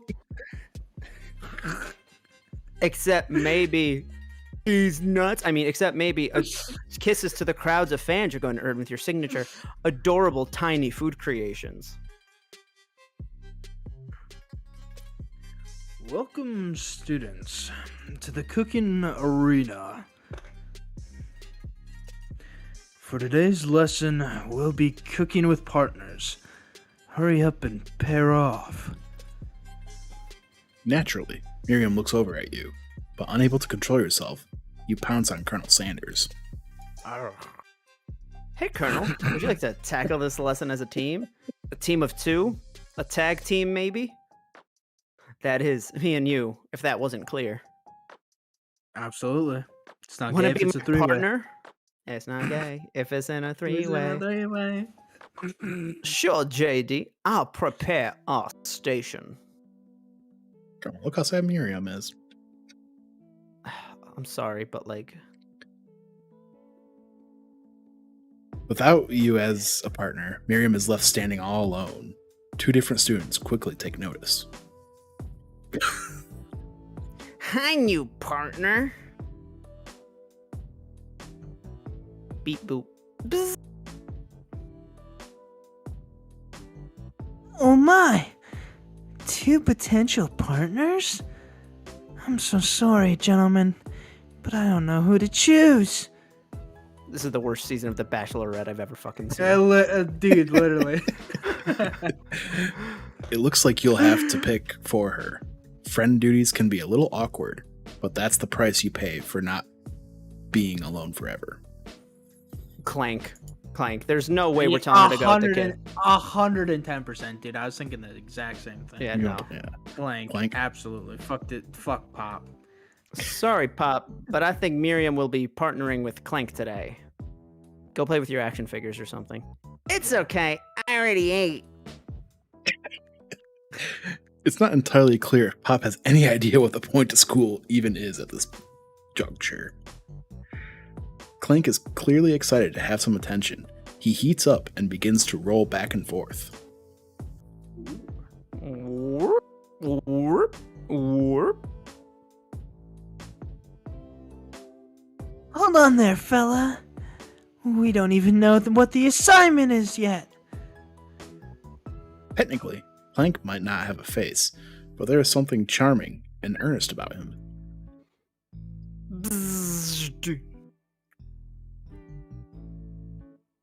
Issue? I hardly know you. What did he say about a tissue? God, Clank, you're gross. Clank judders, and a panel shakes loose. You get the impression that this is a sign of affection. Oh, hot damn. Looks like you two will be fine. Now it's time to focus on your own cooking classwork. Alright, you two. For today's lesson, you're gonna keep it simple. Pick a basic dish and divide up the steps. No chef is an island. It takes 2 flints to make a fire. You get the idea. Which dish do you suggest to your partner, Colonel Sanders? Steak? Pizza. Steak tartare seems easy enough, it's fancy, and you don't even need to cook it. Using octopus will blow Colonel Sanders' mind. Your grandmother's mashed potatoes and gravy. Now, do we think mashed potatoes and gravy is the easy answer because that's like a legitimate dish on the KFC menu? Yeah, that's like their sides, and it's like, oh, it pairs well with your chicken. Yeah. Yeah. Potatoes. Versus potato. Yeah. Still waiting on the toe. Yep. Yeah, There dude, let's go, dude. There we go. Yeah. I was just hanging there for a little bit. Yeah, who doesn't love mashed potatoes though? Like, My grandma octopus actually. potatoes- My grandma's not a mashed potatoes person. Really? What about a gravy person? I don't know. What? I mean, those are all American foods to her, so like she kind of likes them, but like. It was funny. My grandma like doesn't really speak English. One time, my mom was ordering for her, and my mom's like mashed potatoes, and my grandma reached down, stopped, and went, "No, no, no." And then Arabic said, "I don't want mashed." My mom's like, "Since when did you know what that was?" Damn. Oh, wow. Damn. All right. So mashed potatoes? Yeah. I've always been... Oh, sorry. I've always been something of a down-home chef. I was thinking we could make something warm, inviting, comforting, you know, a Netflix and chill kind of vibe. Maybe mashed potatoes. Mashed And gravy? I couldn't imagine one without the other. Not wrong there. Colonel Sanders casts a coy look at you, causing your whole face to go beet red. Embarrassed, you quickly turn away. I'll go get the potatoes. No, please, let me. Picking perfect produce is a passion of mine. Mommy, sorry. Mommy? Sorry. Looks like things are getting pretty fresh around here. Does someone have a crush on Colonel Sanders? Yo, I hope a three-way's an option. Yeah, We're just cooking partners. Mind your own business. Sanders' heart is my business. And you better keep your fingers off my man. Did somebody call for me? Oh, the music. This sounds like the Doom soundtrack off of Wish, but there's music just going fucking hard right now. That's perfect. No, jeez. Van. While I'm over here crushing on JD's dreams, you're supposed to be taking care of our classwork. That was the deal, remember? Colonel Sanders returns, arms full of peeled potatoes. He tosses them into boiling water and turns his attention to you and your old friends. Oh, howdy there, Ashley. Van. Are we working in a quartet instead of a duet now? Actually, no. I looked like JD was struggling, so we offered to give him a hand. You know how it is. These young amateur chefs need a lot of mentoring. I was going to say, Colonel Sanders, maybe I could also teach you a thing or two about fancy food. Maybe one day, you might be able to get up to my level. Ha! Doubt it.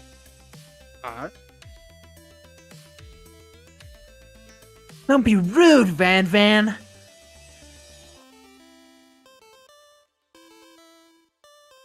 Personally, I have no doubt whatsoever about Colonel Sanders' ability to concoct creations worthy of admiration.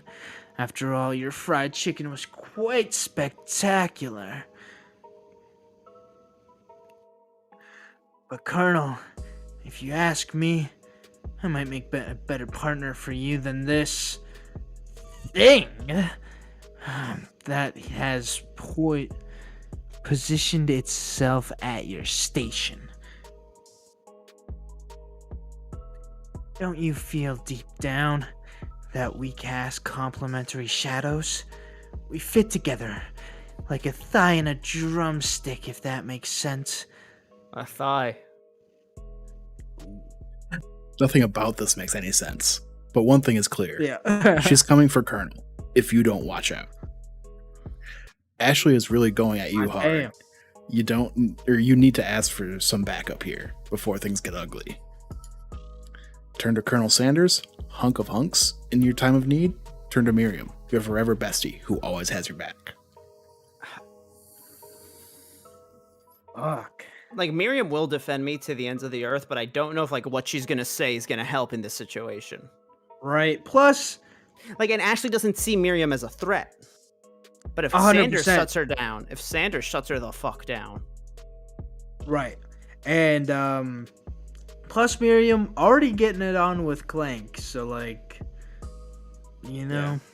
She's living in, 30-25 fucking robots over here. Oh, yeah. I Alrighty. think we turn to Colonel Sanders. I'm here to learn and express myself via my cuisine, not bicker with prima donnas. Partners were chosen at the beginning of class. Let's all respect the format, okay? You turn to Colonel Sanders to confirm that you're on the same page. I choose Colonel Sanders, and Colonel Sanders chose me. Isn't that right?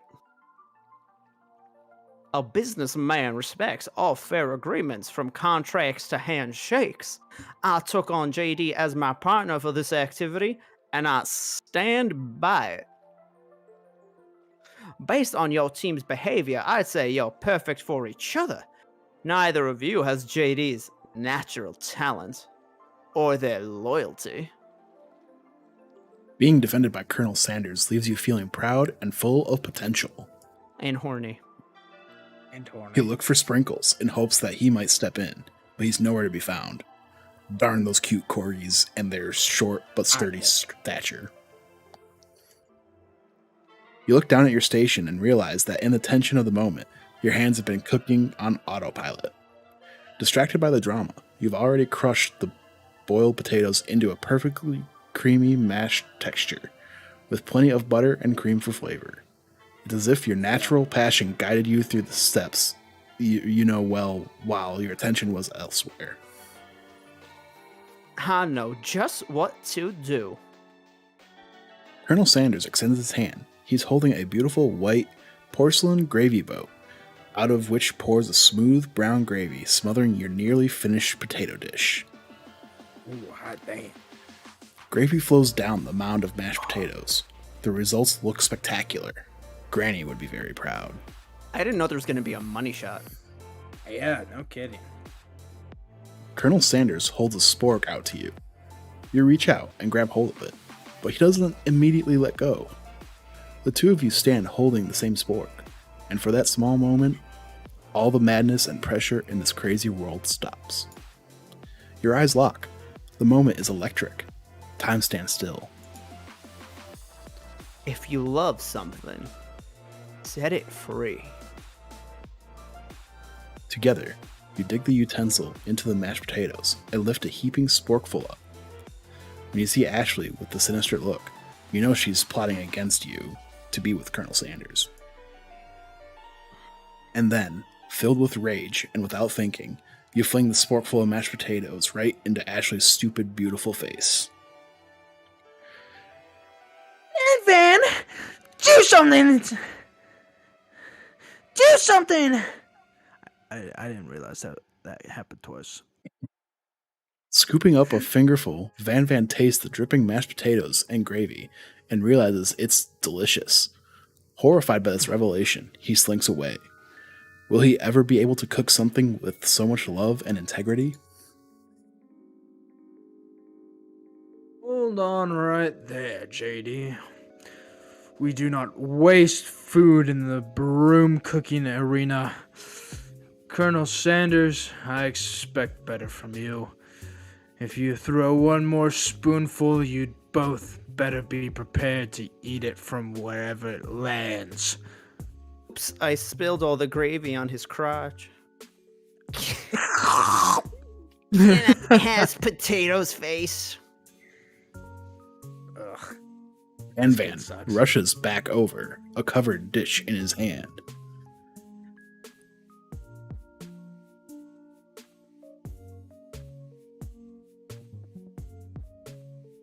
Jordan. Sorry, I had to take that all in. Mashed potatoes with gravy? Pathetic. In just a few minutes, I've prepared a full meal. Gaze upon my specialty. Braised tentacle of octopus in my silky saltwater sauce. Plated on a battle axe blade forged by my supreme chef ancestors. Of course, Van would be a fucking axe guy. Right? Yeah. You've ignored me for too long. That ends now. It is I who will have the first bite, and you will look on with envy. The interrupting student rushes at Van and swipes a bite of his signature dish right off the plate.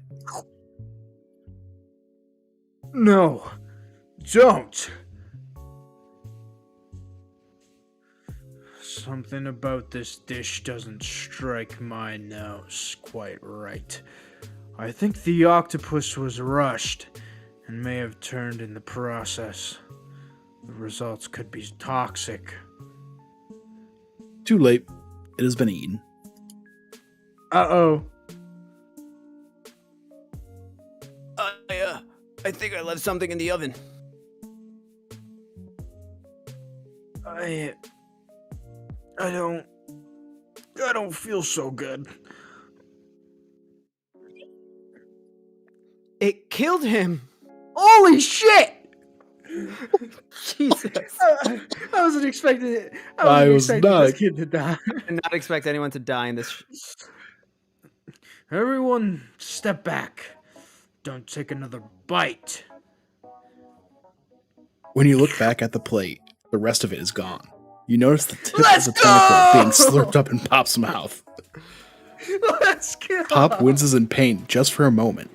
Then it is almost immediately back to his oblivious self. Oopsie. Did I do that? Tastes like poison. The entire class is gathered to watch Pop's final moments. Shock has frozen the whole crowd. They are as motionless as statues. The class bell rings, disrupting the moment and snapping everyone back to reality. It would appear that Pop's enthusiasm for trying new things, despite obvious danger, has inoculated him against the poisons of all kinds. Pop 2 OP, please nerf.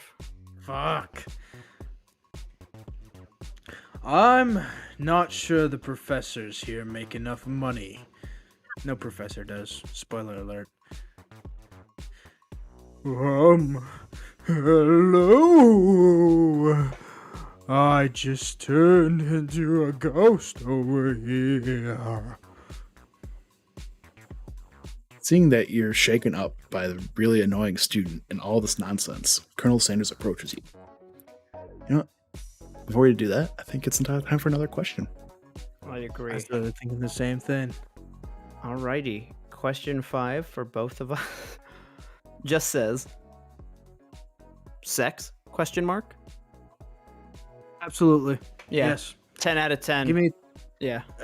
whoever submitted this time, place, I'll be there. I'll be Yeah. there. Yeah. I'll film. That one was such a short question. I feel I like was we just could do gonna two. say, yeah. Yeah. Okay. Also anonymous.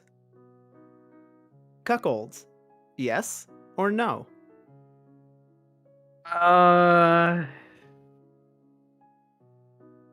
No. No, it's not for me. And like, it's not the it's not the sharing aspect that's the no. It's the not getting to participate in it. Like 3-ways, group sex, all day. You know what I mean? 110%. Even if it's the devil's one, you know, like that could be fun. Like with the Right. correct rules and boundaries. But like, I'm just sitting there like that's not my thing. No shame if it's your thing. It's just not my thing. Absolutely. Yeah, I'm way too insecure here's the- for it. Yeah. If it's your thing, I mean, like I'll do the other side of it. You know what I mean? Dude, there was a couple in my hometown that like kept liking me on like Bumble and Tinder. That wasn't for a threesome And or they're like- for cucking.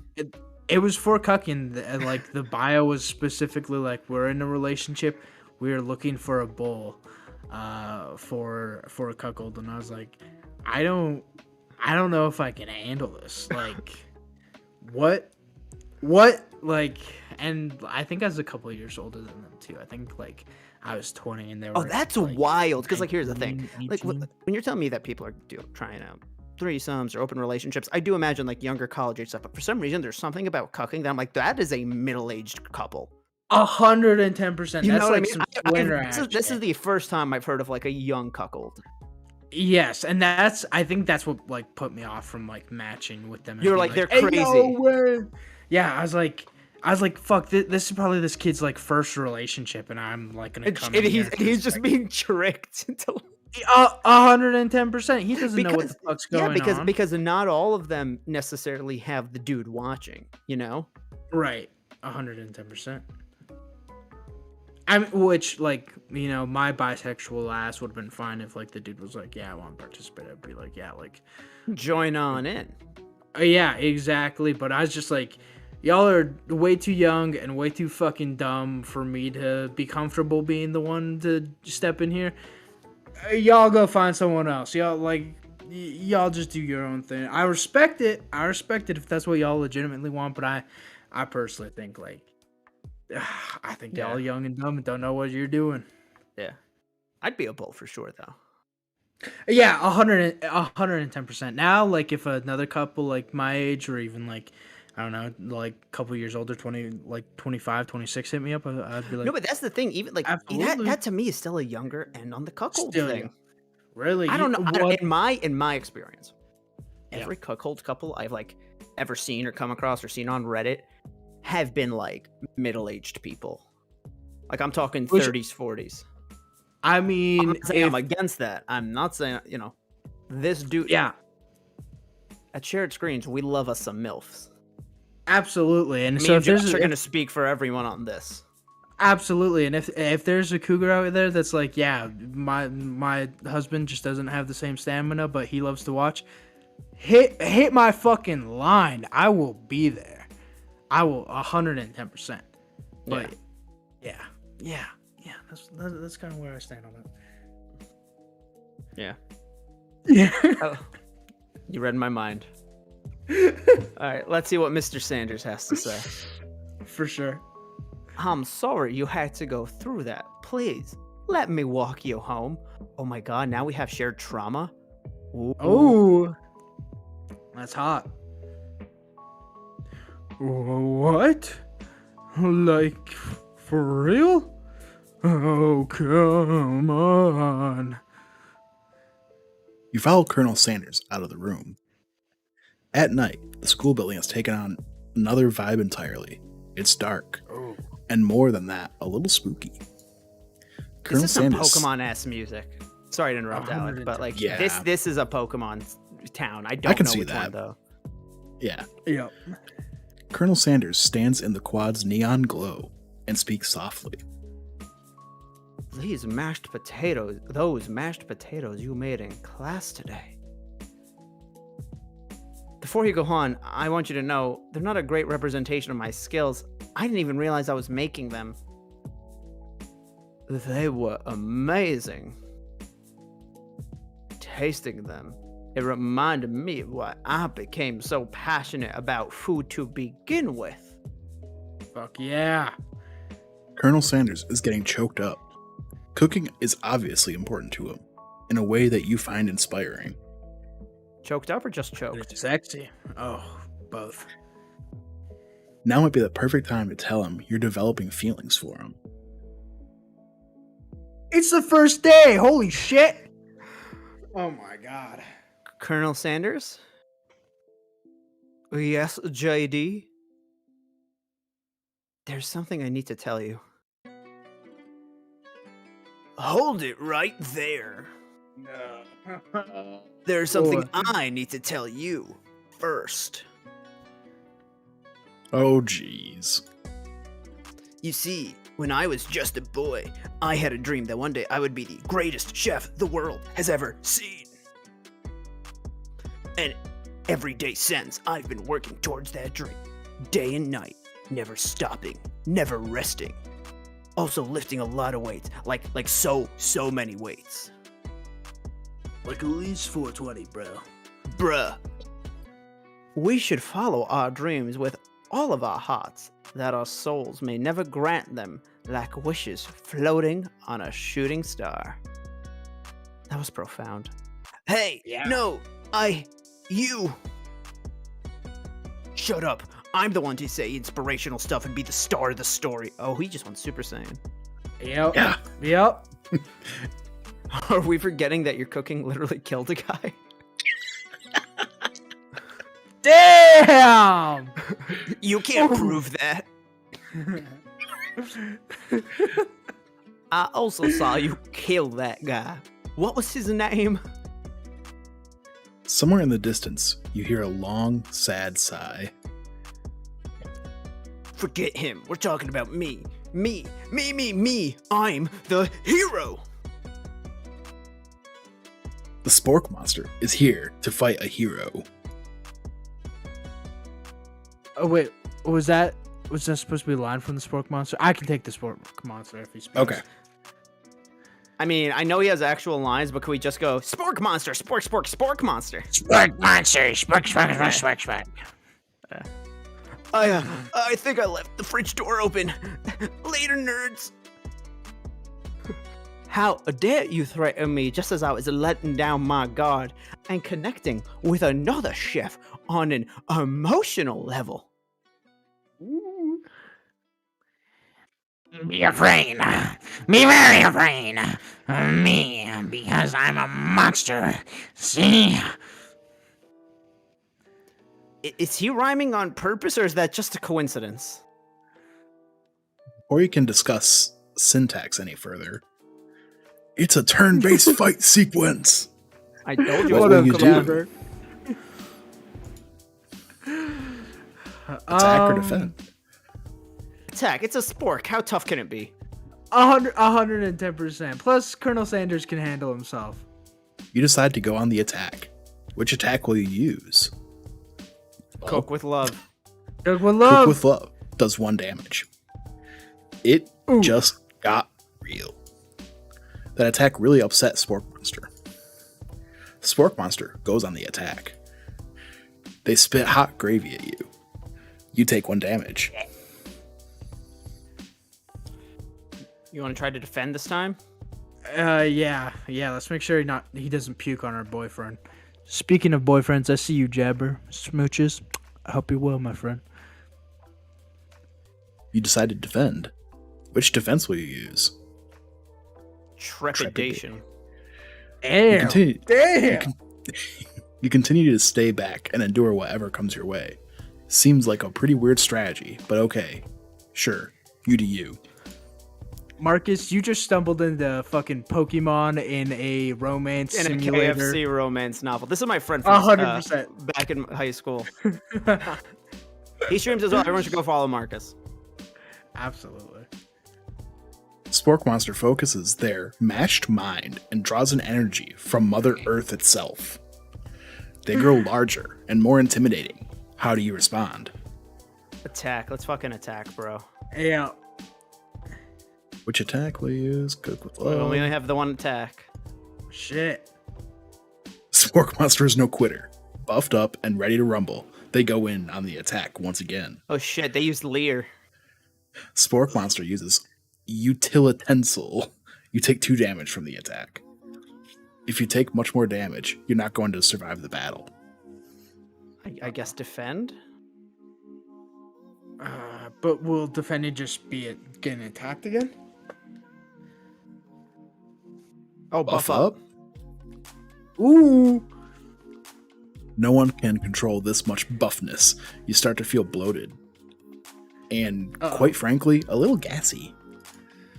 Ooh. You better You're attack soon, or you're likely going to explode.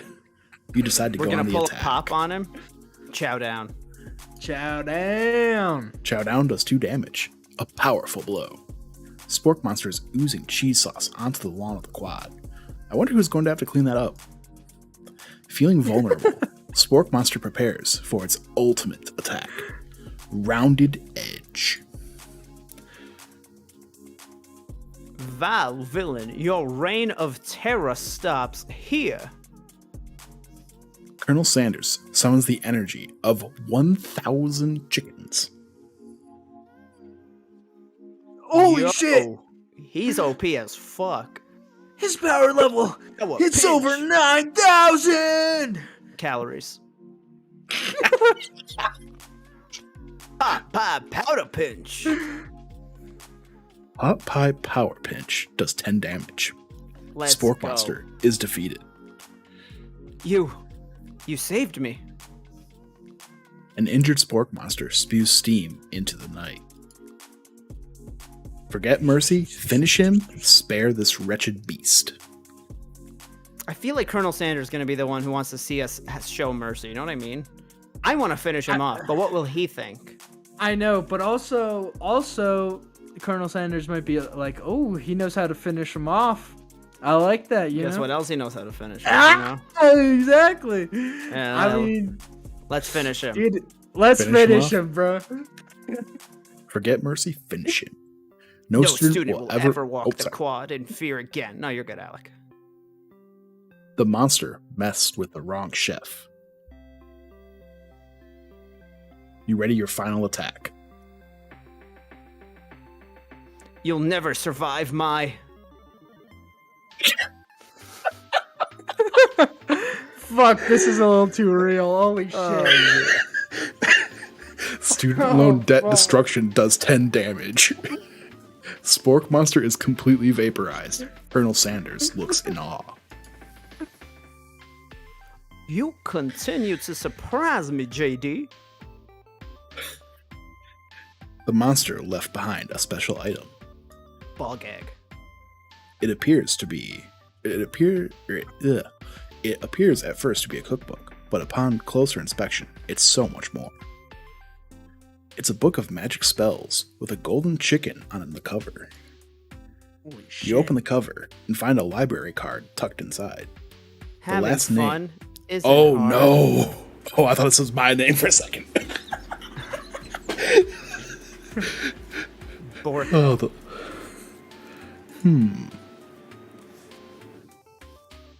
That name. Okay, hold on. Like, time out. That does sound familiar. Wasn't there like a Marvel meme that's like every Marvel end credits like, it's me, Blorko. Did anybody see that meme? I don't know. Borko. That name sounds strangely familiar. Your blood is pumping as you stand in the quiet of the night, holding the Where's it mysterious pumping book to? in your hands. Oh, no. my lord. As you come down from your Hell battle yeah. buzz, you realize that your final attack has left you completely depleted. The world around you begins to fade away. Without any energy to keep your eyes open, darkness overtakes you. The image of Colonel Sanders flashes before your eyes as you fall asleep. He must have helped you get home. In your tired state, you don't know if you could have made it without him. What a guy. What a gentleman. Absolutely. You want to thank him, but you don't have the strength to utter a single word. You feel your covers being pulled up over you, and you are tucked in tightly. Good night, my Colonel.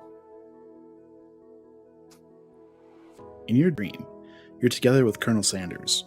For some reason, Sprinkles is also there, instructing your love. Dreams are weird. What the fuck? Fuck. You awake on day 2 and attempt to process the wild visions you had. Were they memories? Or premonitions? Before we get started, dawn of the second day, do we want to read a question? Yeah, you read my mind. Beautiful. Question 7 out of Beautiful. 13. Hell yeah. Get rid of one thing forever. Chicken wings or blowjobs? Fuck.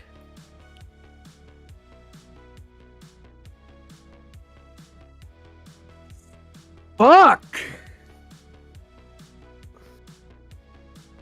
You know what? It might be a hot take. I'm gonna say blowjobs. Well, okay, I'm but with the let's blowjob. okay. Here's the thing. They specifically say chicken wings. They don't say chicken, right? Like assuming wings. Okay, Right. maybe they're saying traditional wings, and let's throw in whatever would be advertised as a boneless wing. You're not allowed for the rest of your life. Right. But Right. nothing's stopping me from like getting a regular drumstick and dunking it in some good hot sauce, or even just getting chicken nuggets or chicken tenders and tossing those in some nuggets. Because listen, on Nathan's menu, they have chicken wings and saucy tenders are two separate items. Right. So I feel Which- like dousing a chicken tender or a chicken finger in sauce that you could put on a wing, like you're right, it's like not gonna be as good as the real thing, but there is no equivalent of that for blowjobs. You know what I mean? I get it, but like there's so many different kinds of wins out there.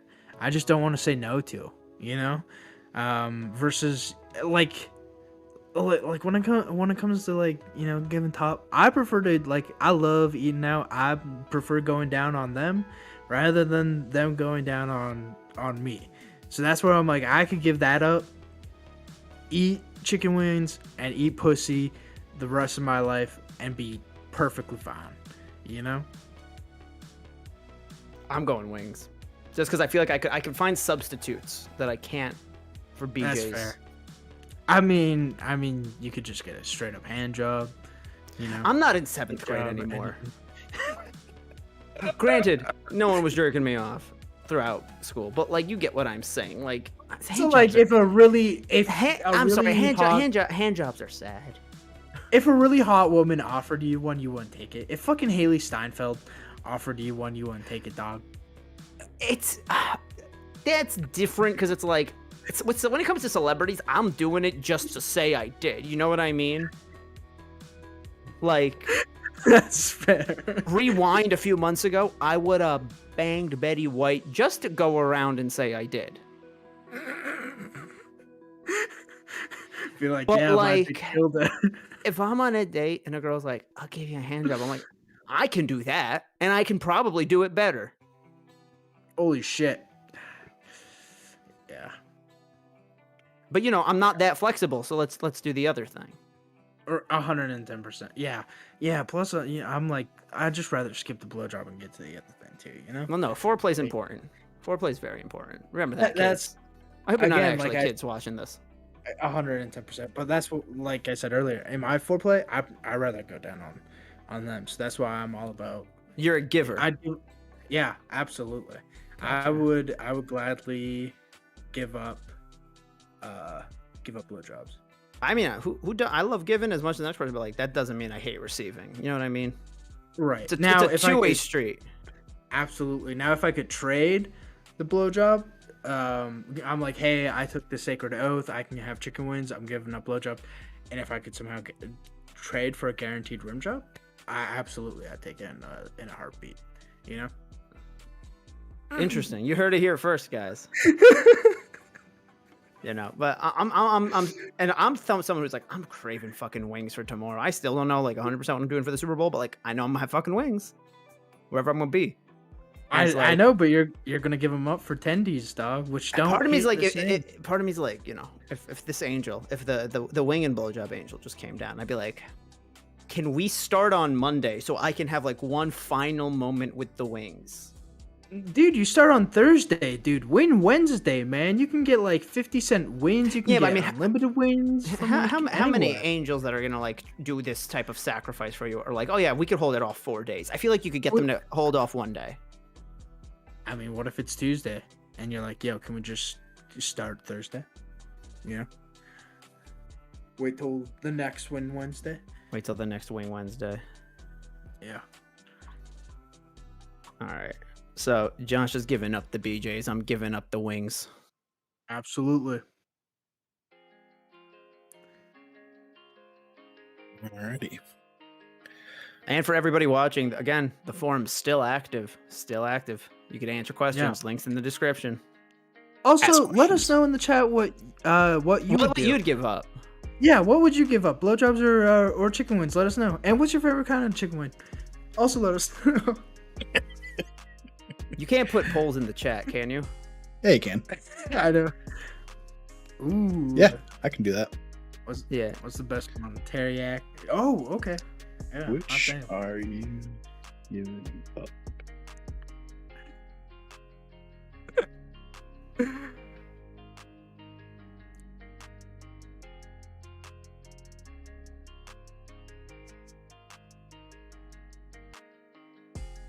And boom.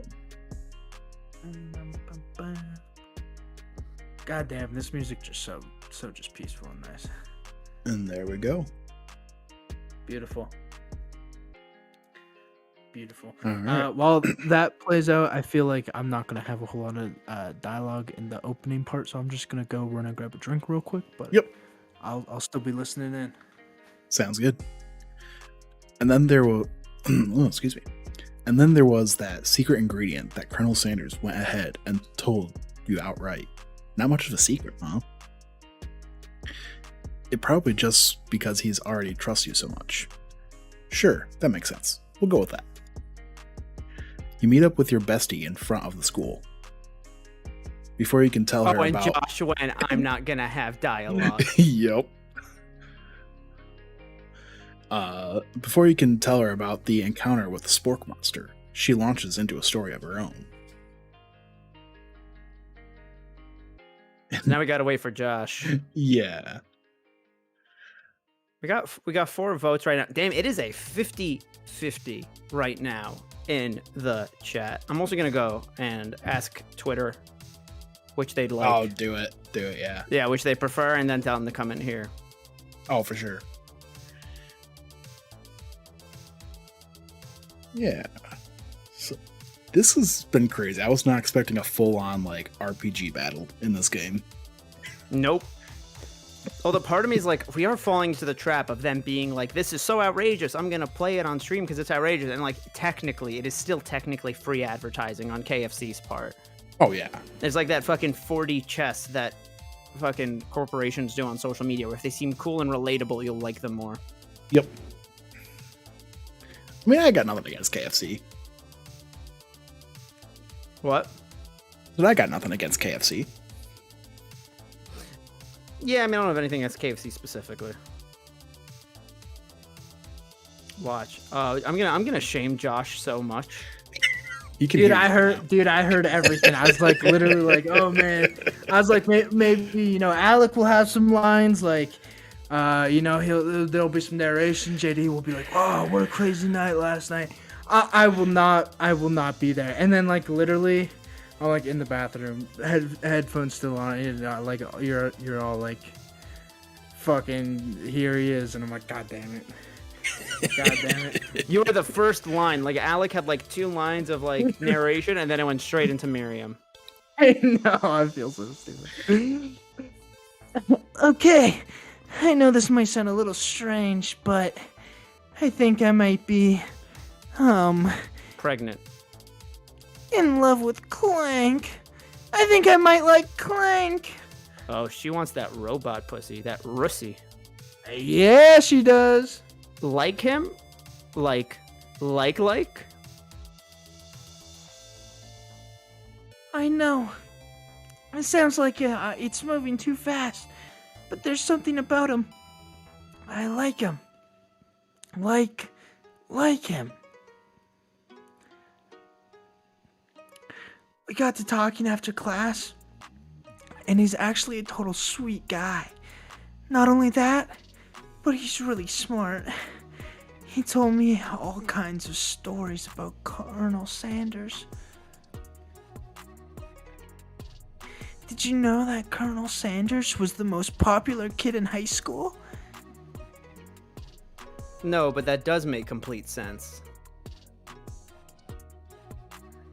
Yeah, he was so popular that he was voted prom king at the school he didn't even go to, and was also the convertible that he himself rode in at the front of the homecoming parade. That was just there's a little weird grammar stuff, yeah. Yeah. 110%. Who chooses chicken over BJ's? Mario, that's what I'm saying. That's what I'm saying, my man. No. Who? Oh, but yeah, I think they acknowledge that she said something weird. I'm thinking maybe something got lost in pressure cooker language translation there. Yeah. Yeah. Either way, maybe it'd be best if you took it slow with this new boy, like I am with Colonel Sanders. Let's go, Jabber. Jabber, Mario fucking got my back. Let's fucking go. Oh, Aaron, my man. You and Colonel Sanders? That's the coolest guy in the school. The most famous student to ever attend University of Cooking School Academy for Learning. You're a thing now. Wait, I just realized I misunderstood Mario's question. No, I'm choosing BJ's over chicken. My bad. Message retracted. Yeah. We definitely connected yesterday. I also realized I misread it too. 110% chicken over BJ's. Sure you did. You're great. Why wouldn't he be into you? I guess. Laughing at the implication that you and Colonel Sanders might be a thing is definitely not cool. You are great. You have an idea about how to prove that your love is real. Anal. Well, if he's not into me, why the hell did he tell me one of his secret ingredients? Your bestie's eyes light up.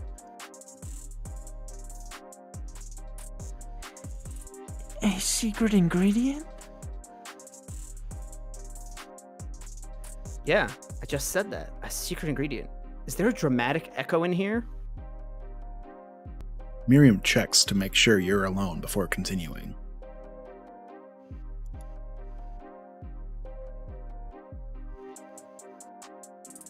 So, this summer, while I was on vacation with my family, a lovely man approached me in the botanical garden where I was wandering.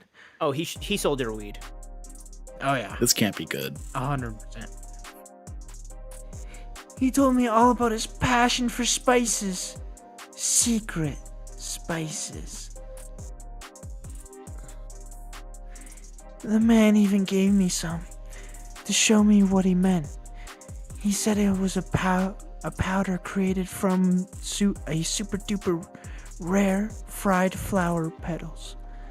And that if I did him a big favor, I could have some of my own. Oh no. She gave head to this guy, absolutely. Please, Miriam, don't tell me.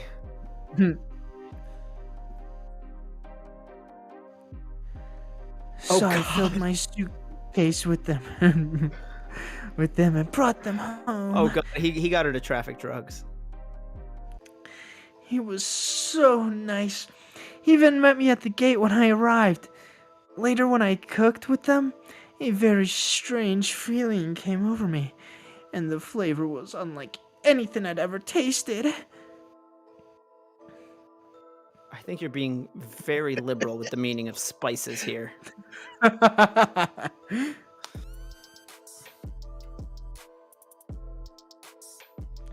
Whatever.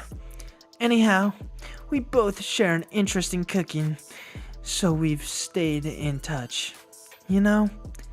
Like pen pals. I bet he would love to know more about new spices. Well, I'm definitely not supposed to share Colonel Sanders' secret recipe. And besides, I only know the one ingredient, so I doubt it'd be much use to anyone. Fiber. Off.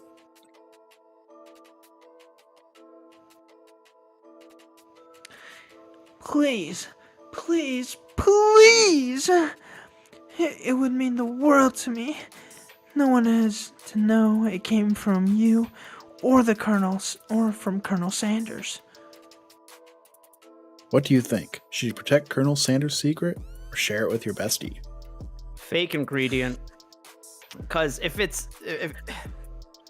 he catches on, he's not gonna love us, you know what I mean? Yeah, I'm kind of right there with you. You quickly think of a fake ingredient name. I don't know. How about... It was Eye of Newt. I know it sounds like some kind of witch's potion, but what can you do?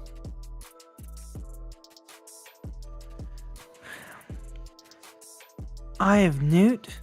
Wow! Her eyes light up imagining such a thing, and you figure that you've satisfied her curiosity and she'll move on. However, she immediately turns around and does some thumb typing on her phone that you can't quite see. That's probably not good. Before you can ask her to confirm that she was definitely not texting secrets to other people, you're interrupted. A wind rushes in. Cherry blossom petals fill the air. It's Colonel Sanders. Oh god. He's arriving at school. On a horse! Holy shit! Damn. Damn, indeed.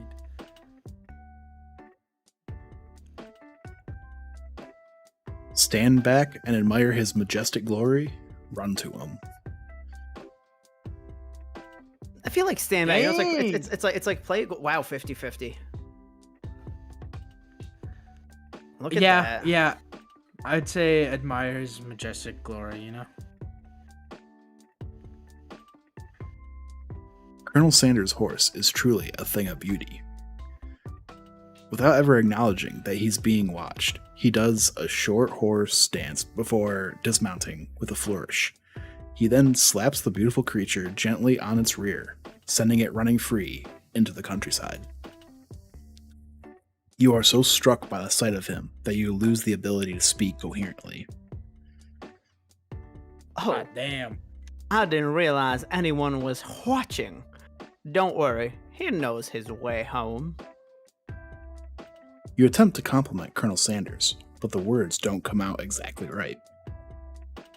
What a horseful butte you have. I mean, what a horseful butte you have. Dang it, that's what I just said. Daddy, sorry. Being a good friend, Miriam attempts to cover for you. OJ. Oh, JD just gets really nervous around people they like. What? Yikes, This is dude. not helping. I mean, they got food poisoning, and they were up all night. It was gruesome. You should have seen it. She gives you a wink and smile, as if to say, situation handled. Can't blame a girl for trying. Yep. And with that, Colonel Sanders disappears into the school, leaving you and Miriam to follow. Perfectly balanced, as all things should be. When you enter the classroom, you can see your two rivals, Ashley and Van Van, are doing something bad. By the way they're hiding, you know it must be really bad. Like counterfeiting recipes bad, experimenting with restricted ingredients bad, summoning a demon bad. You try and get a peek over Van Van's hulking shoulder, but he sees you coming. Whoa there, little one. I'm not sure you're ready to handle this.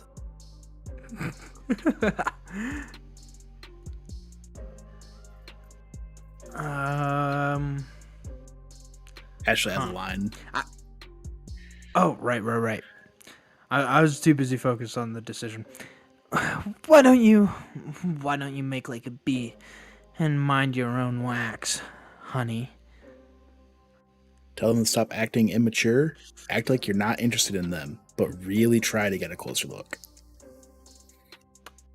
I feel like the second one just makes us look like a little too needy. You know, like Yeah, whereas I think the first one is like, if it's we tell them to stop acting immature and we just barge in and see what they're doing, it's like, fuck off. You know what I mean? Right, 100%. Yeah, tell them to stop acting immature. You immediately dress the rivals down for their immature behavior. Culinary school is to be respected. This kind of nonsense is a waste of everyone's time. Now you've upset them. Oh, he fucking went Super Saiyan again. Oh, and you're the emperor of cooking, are you? You make the rules. I'm not sure you know a good meal if it ate you.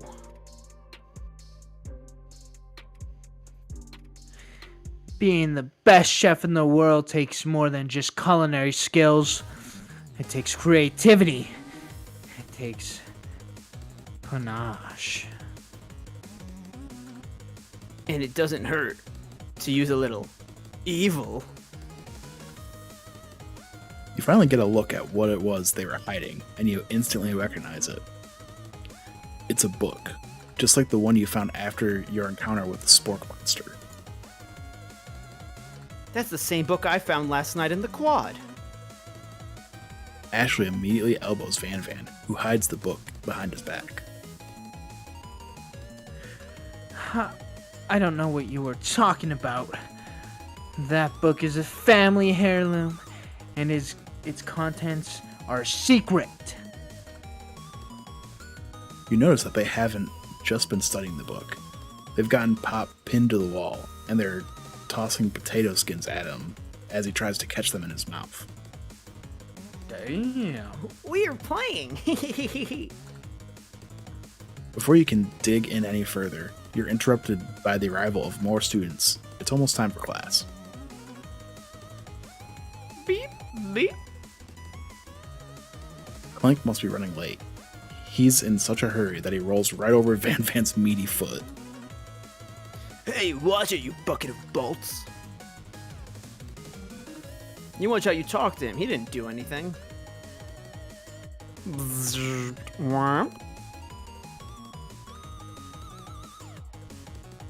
Who do you think you're talking to? I've never heard such language, not even from a stand mixer. Womp womp. No, your mother was a stand mixer.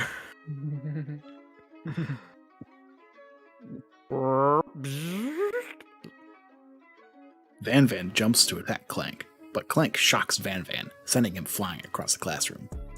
TOP, please nerf. Protect me, Colonel Sanders.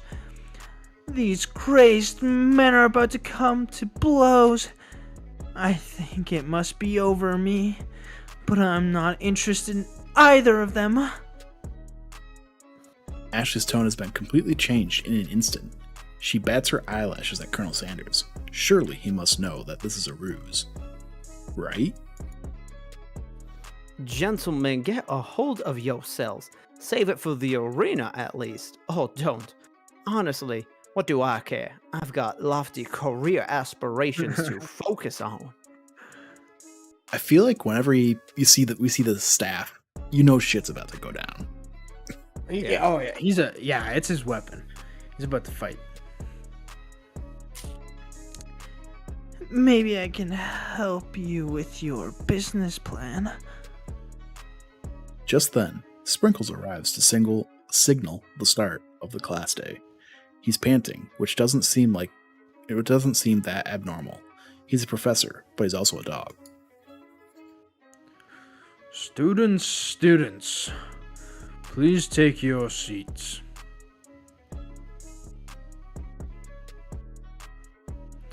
I apologize for my late arrival. I spent the morning chasing a car all around town, and my tiny legs are very, very tired. But I'm here now, and I hope you're ready to learn. Try to give Sprinkles a pat on the head, but he snarls at you. Sorry. I get a little worked up if people try and pet me before I've had my morning coffee. Let that be a lesson to you. After he catches his breath, Sprinkles regains control of the classroom.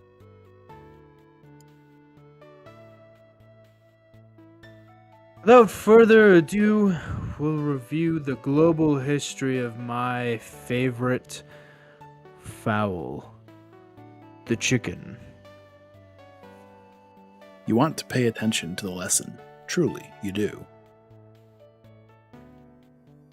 Which is why, in 1776, at the signing of the Declaration of Independence, it was a chicken who first signed their name. But you can't help but daydream about Colonel Sanders, and you miss most of the important parts. When you come to, Sprinkles is holding a tray of food in front of you. Well, JD? Naturally, this appears to you to be a simple platter. Which item do you want to sample? A glass of water, a shimmering pepper, a dog biscuit. The water. Yeah, I agree. Alrighty. You grab the glass of water and gulp it down. It's cool and crisp, like the purest snow melted on a mountain spring. Or by a mountain spring. Hey, that was mine. It was from my favorite toilet. You owe me $6. And you got excellent taste. You think to yourself, geez, I should pay better attention. We all make mistakes.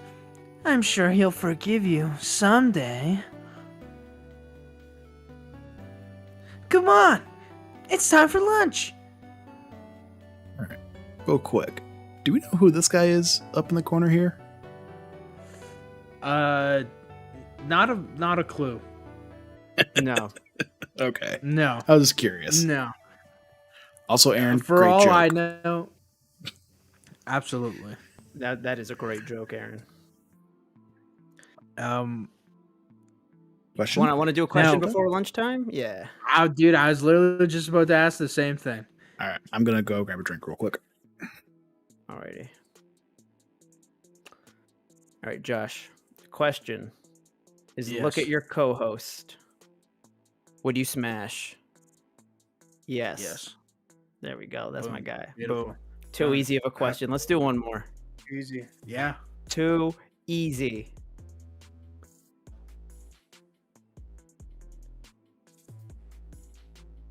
Okay, so this person writes, it's also anonymous. Not really a question, but I need them both to describe the worst date they've ever been on in as much detail as they can remember. I've had some bad dates. Oh.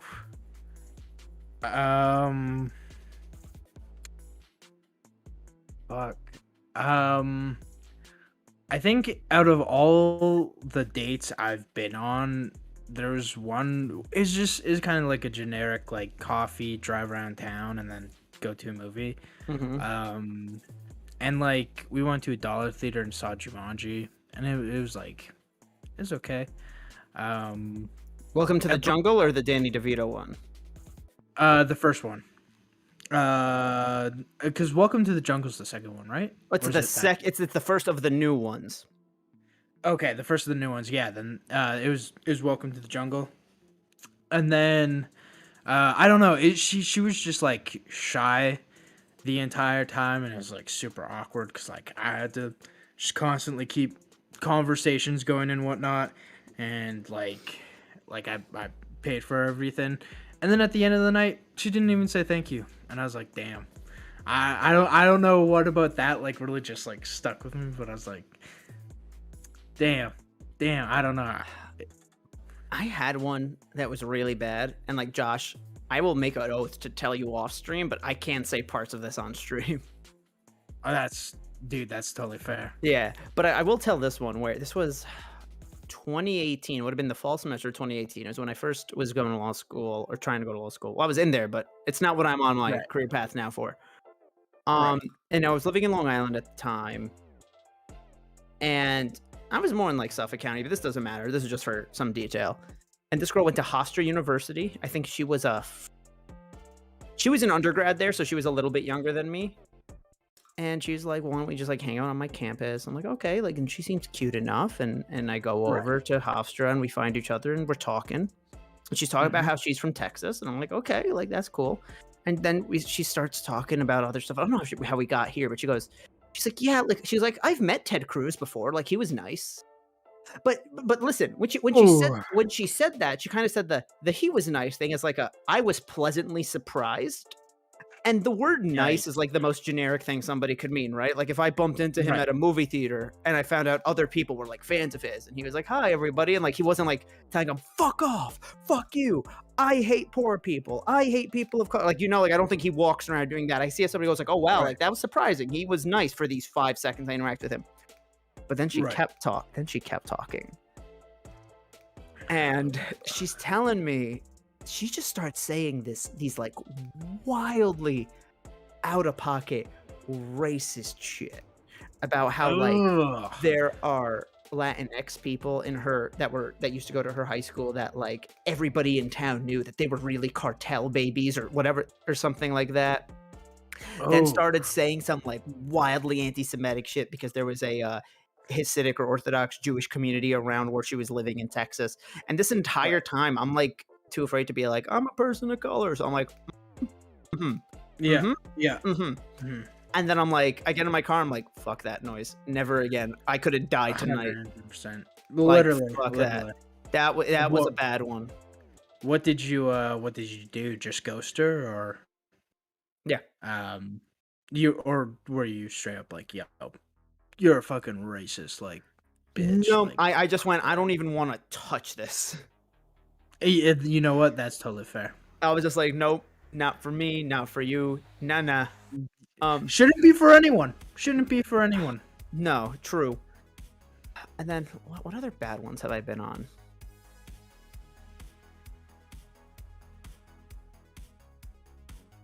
Yeah, I don't.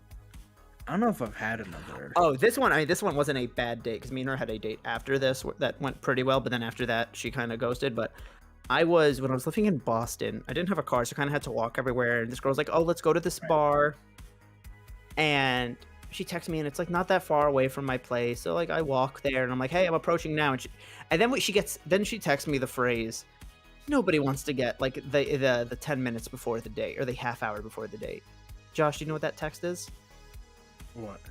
You're gonna hate me, but have you never gotten that? And like they need to cancel last minute. And what had happened was she like again, like I said, we then met once after this to make up for what happened here, and so I knew she wasn't lying. She goes, "This is gonna sound crazy, but I have a friend here from Australia, has no family here in America, let alone in Boston. Just went into labor." Jesus. Holy shit. And I was like, "Yo, like, I get that. Go ahead." And like, she showed me she showed me pictures of the baby. I knew it was a real story. Right. But in my head, or not even in my head, I screenshotted that series of text messages, and I went on my Finsta, and I was like, "Please read in the How I Met Your Mother narrator voice. Rest in peace, Bob Saget." And I went, "Kids, did I ever tell you about the time I got cock blocked by a newborn?" Like, I was like, "Oh my god." She was cute too, man. Bright red hair, like dyed artificial red, like the shit that makes me like. Ooh. Oh yeah, that's. I mean, red hair. I'm into that. No, I'm into like the fake redheads. Oh, okay. Yeah. Yeah. I mean, depending upon like how red it is, like yeah, I'm right there with you. If it's blue or something, that's where I'm like, Yeah. Like green or any other color in a Crayola box, that's where I'm like, oof. Of course, you have blue hair and pronouns. But no, take me up to 3 on the incel scale. But I've had some wild. I had one where me and a girl were making out, maybe a little bit more than making out, but we weren't like going at it type of thing, and like in the back of a car. Right. And we're trying to like be private, so we parked in a corner. But then a mailman pulls up right next to my car because he needed to take his lunch break, so he also wanted to be in a corner, and he's just sitting there. So I'm like lying like this in the back of my car, right? You know, like this. Yeah. And then she's on top of me, and some clothes are on, some clothes are off. And she's like, "So, like, what are we?" And I'm like, "We're doing this now?" Ooh, wait, ask it before or save it for after. Don't do it in the middle. So I was like, "You're doing this," like, because we got stuck. We couldn't do anything else. We're kind of just laying there hoping the mailman doesn't notice. So granted, my car has fairly tinted windows. We probably could have set up. We were not eating chicken wings. Damn. But I was like, are we really doing this now? Like while we're just laying here? Right. I have something similar story of like parking somewhere and getting down to business, and like I've had to do that a lot because I lived at home for the first couple of years. / when I would come back home, it would have people. It's like I have an immigrant fucking family. I'm not bringing girls back to my place. You know what I mean? Right. I had something similar where in like high school, the second week of dating like my high school girlfriend, in which we went on to date for like another year and a half, we parked out at just like kind of like a pond right off the way of a like major road, and we just got down to business, and my man, and right, dude, right, and I kind of like. I didn't fully turn off the engine because I still wanted some tunes, of course. And I forgot to turn the lights off. And so eventually, you know, we get finished. You know, got a nice my first ever blowjob, and you're now like, "No, take chicken wings over it anytime, any day." Because this fucking experience was so traumatizing. All of a sudden, cop lights behind me. No, that was always my biggest fear. Like, I found a spot that I'm like, I know this spot is safe. Right, and it's like the dead of winter, and we got hot, and so all the mirrors fogged up. He knocks, and like she's like, "Oh my god, fucking put your dick back in your pants!" Like what the fuck? and she's freaking the fuck out, and I'm kind of like, I'm a little cool. I'm like, everything's gonna be fine, right? He cop blocked, literally. This was like literally within like seconds after me finishing those, so at least I got it. But like, he knocks on the front window, and I roll down my back window, and I'm like, I peek my head out the window, I'm like, "Hey, officer, hey, how y'all doing?" You know, like that fucking TikTok sound, and he's like, just want to make sure everything's good. You know, your lights are on, right? I'm like, I do now. I do now. And he just kind of like went on his way. I always feel like the easiest way, like if they catch you with any parts out, you're kind of done. But if they manage to catch you with clothes on for the most part, you could be like, oh, we were just sitting here talking and we figured this would be more comfortable. You know what I mean? Yeah, we had a heated debate, you know, fucking who's the best Spider-Man, and it should just got hot, you know? Something like that. Yeah. Ah, damn. Now, car stuff's always interesting. Yeah, I haven't done anything. I've made out in like a car afterwards, dude. But like nothing further than that. Yeah. So, I don't know if this is something I should say on a stream. That might be on the internet forever, but fuck it. 2019 is when That's I what started we're here working for. Oh, Alec, how much of this have you heard? I've been back a while, guys. I don't know why you're so going. Shit!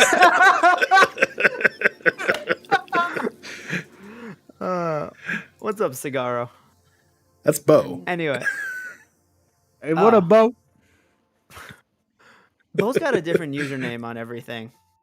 I know. I followed his professional Twitter account, and it's Cigaro Bozart, and I think we sent real friend requests to each other on PlayStation. I'm like, Cigaro Bozart, that's just the fucking coolest name ever. Oh my god, I love it so much. Anyway, I'll say this. There was a place, like I told you, I was stuck due to circumstances doing things in cars many a time. And so I found a spot that worked very well. I'm not going to like describe what the spot is, but it is a spot. Then I probably started doing stuff there 2016-ish. Right? Yeah. And then 2019, I start the job that I'm still currently at. If you know it, you know it. If you don't, who cares? Right. I'm talking to a coworker of mine. I've been there a few months now, so it's kind of like we're getting to the point where like maybe we'll talk about some personal life stuff. And he's talking about, he's like, man, took this girl out yesterday, blah blah. He's like, it's like, you know. And then I took her to the spot, and I laughed. I was like, yeah, what's the spot? Yeah. He goes, oh, you know a spot? I was like, I know a spot. What's the spot? And he goes, the place near X and Y. Like he describes the place, and then my eyes go like, I was like, how do you know about the spot? And he looked at me, he's like, how do you know about the spot? And I said to him, I shit you not, I fucking invented the spot. Because here's the thing, I started using it. I also gave the recommendation to two friends of mine. I actually, funny enough, once ran into one of a friend there while I was there, and we were both like, hey. Right. And then it turns out that, like, I think people, you know, person tells person, my sister's school, which is the school that I went to, like the high schoolers tried to throw a party at this place. It's a parking garage. I could be that general about it, right? Right. And I'm like, yo, these motherfuckers are gonna ruin this shit for me if they get caught. Like this, if people start catching on that this is a place where people go to hang or do shit that they're not supposed to. Right. And so, but it was so funny where he's like, how do you know the spot? I told him, I was like, I fucking invented the spot. You put some respect on my goddamn legacy. Yeah, there's definitely spots around that, like around where I live, where people just go to do stuff. And I've only ever gone there, like I've gone there with a girl, and which we didn't do anything that time. We did stuff on like subsequent dates. But like we just went there with like pizza and just to eat pizza and chill and talk. And I've done that too. I went to the same spot that I'm talking about with a platonic friend and a laptop, and we watched a Heather for the first time because she really wanted me to see Heathers, the musical, not the 80s movie. Same thing, but I saw the musical version. And all these like cars like are getting down to business, and I need a napkin because it's just great pizza. Where you were, other people were in their cars doing stuff? Yes, 100. You went to make. Yes, literally. Uh-oh. But we just went there for pizza, and I'm like, I needed a napkin, and so she Reef. turns. That's not good. She turns on her light, and I'm like, fuck, all these other cars in the pitch black can now see me. And I'm just like awkwardly sitting there. I'm like, oh my God, what the fuck? And she was like, I think I got awkward. disconnected for a half second. Did you hear what I said about your place? You like froze that like, is, right when you were finishing. Yeah. Right when I was finishing. But yeah, I said it was like you went to make out Reef from Oh, SpongeBob. 110%. Yeah. Yeah. Oh yeah, that's it. Make out Reef. Good times. Good times. Mhm. Actually, Josh, you did just remind me of another horrible date I went on, but like more than just a date. Okay. Another one in Boston. Meet with this girl. I actually matched with her like when I was away, like when I was back for Christmas break. So I'm here, but we're talking, right? A new semester comes up.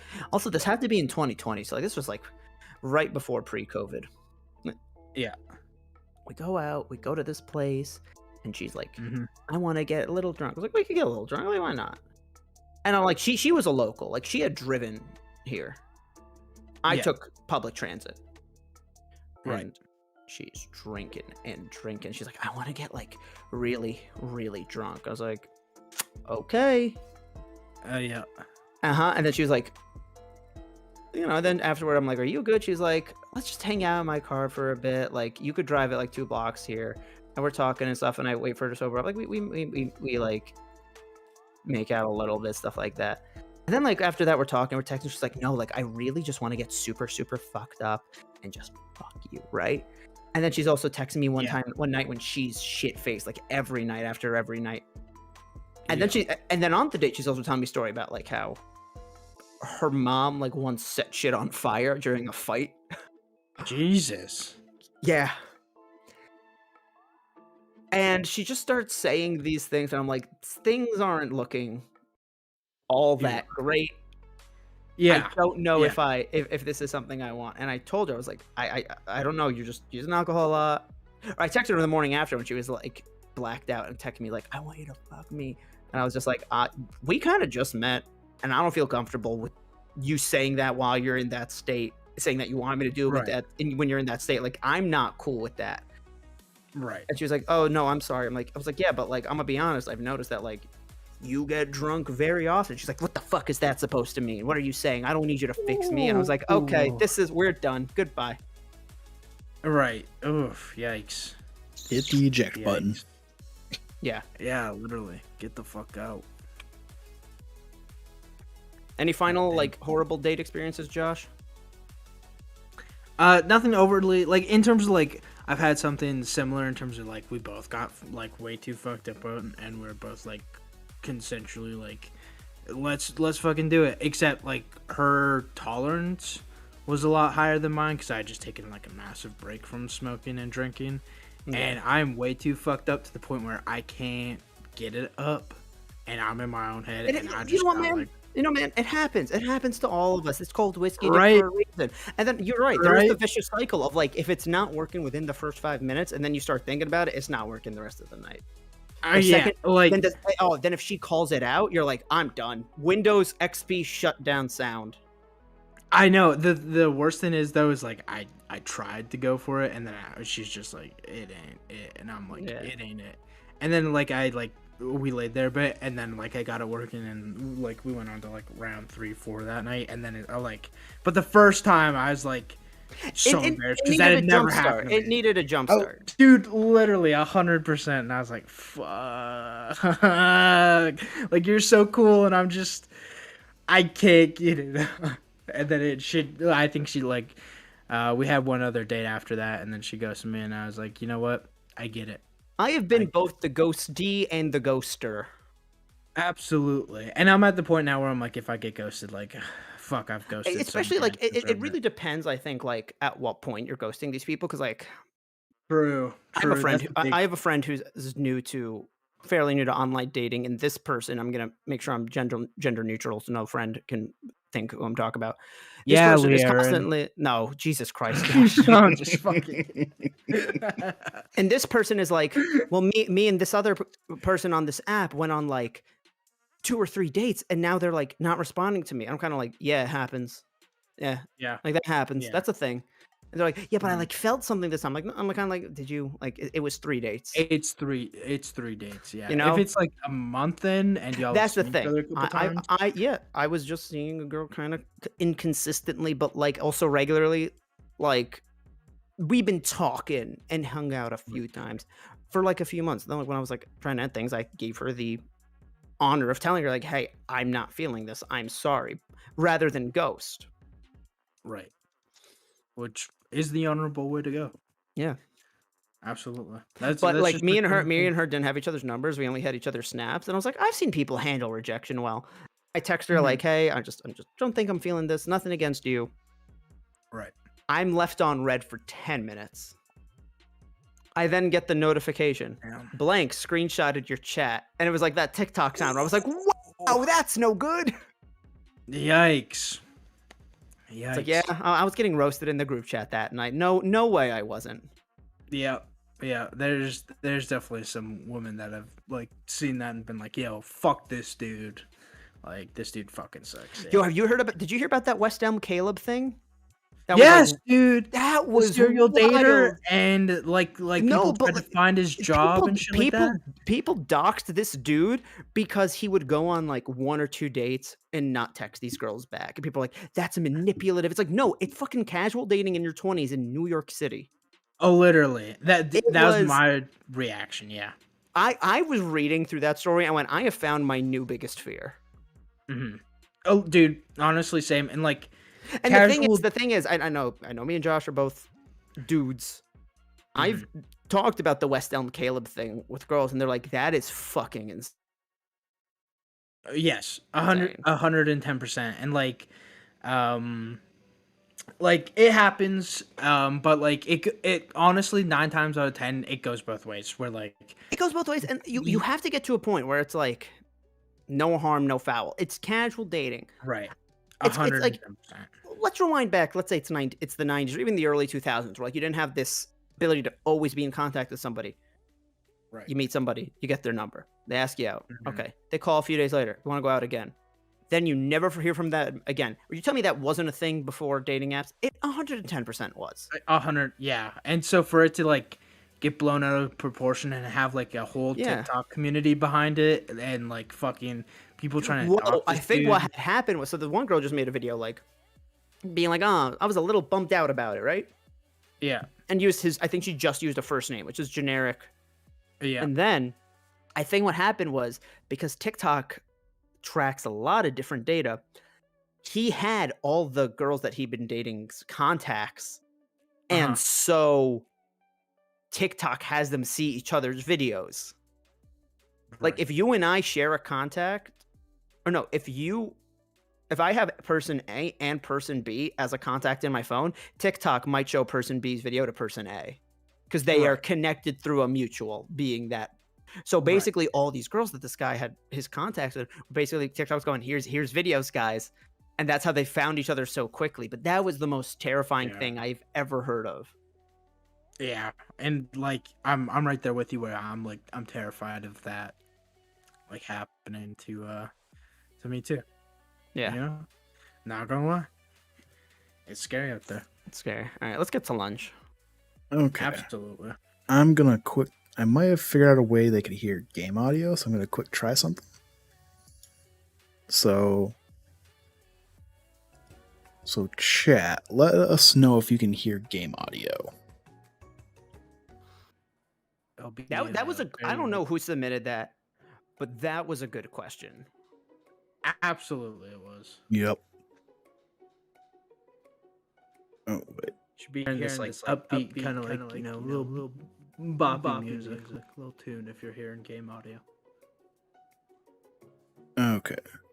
Can one of you guys talk real quick? Just make sure I got Discord audio going too. Yo, vote for Testing. Zoe. Zoe. You hear double?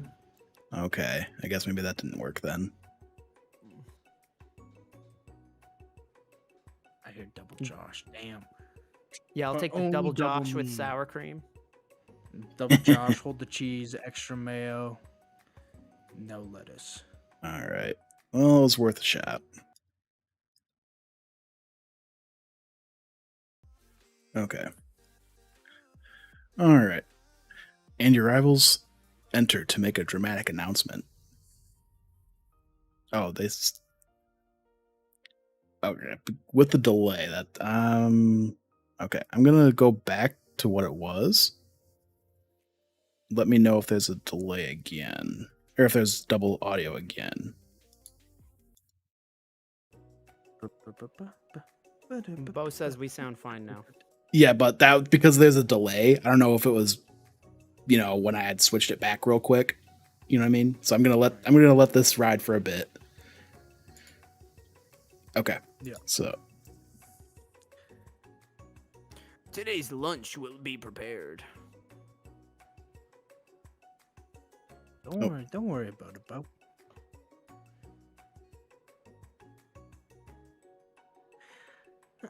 Via timed competitive cook-off. the level of theatrics with these two is off the charts. Demand that they stop wasting everyone's time. Step up and tell them you're on.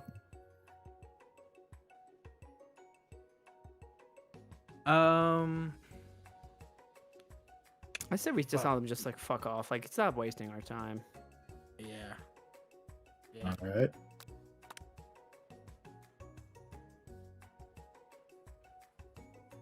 Is everything a competition with you two? Bit quiet. I could be deaf.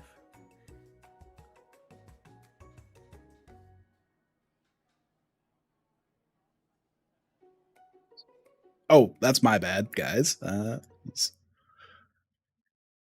okay. Real quick. Just quick copy that. Copy. And paste there. Okay.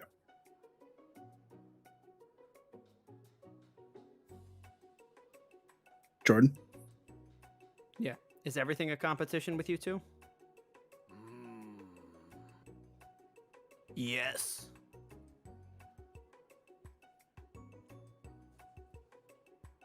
Yes.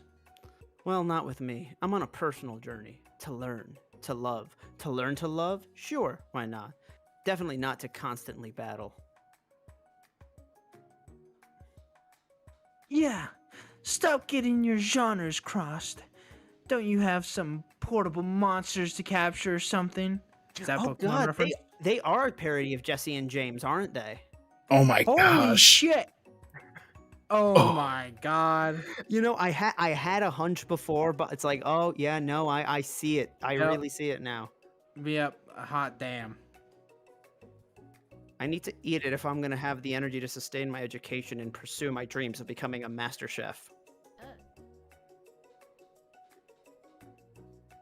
Or any of us supposed to get anywhere if we're constantly fending off challenges from every know-it-all with an apron?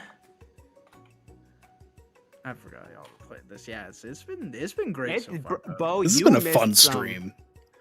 You've missed some A+ moments. Absolutely. I don't know when this game came out, but this game might as well be 2019? Game of the Year. Game of the Year 2019. Besides, I already brought my own lunch. JD, you should have it. It will give you the energy you need to succeed. Miriam reaches out and presents a gift to you. My special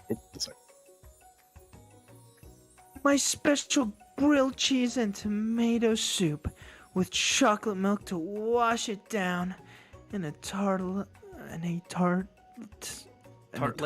Is that tartlet. for dessert? It's that I don't- tiny food. I- Remember that from like 2018? The guy who makes tiny food. Simpler times. Yes. Yep. Simpler, easier times. It only takes you about 5 seconds to eat Miriam's tiny food, but it's just what you needed for motivation. You know what? I've learned enough for today. Let's battle. Damn. Just as things reach a boiling point, Sprinkles steps in. Surely he'll put a stop to this madness. Now, students. Please settle down. This is a lunchroom, not a sporting court. Finally, a little sense. You breathe a sigh of relief. At least, not until we turn on the timer.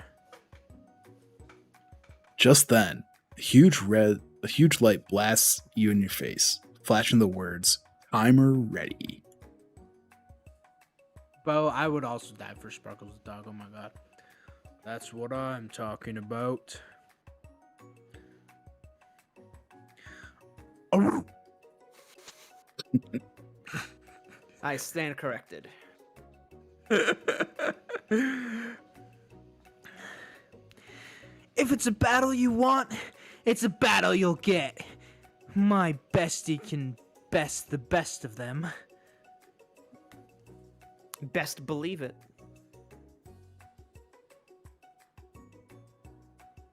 Like a diamond, I was formed under pressure, and now it's my my chance to shine.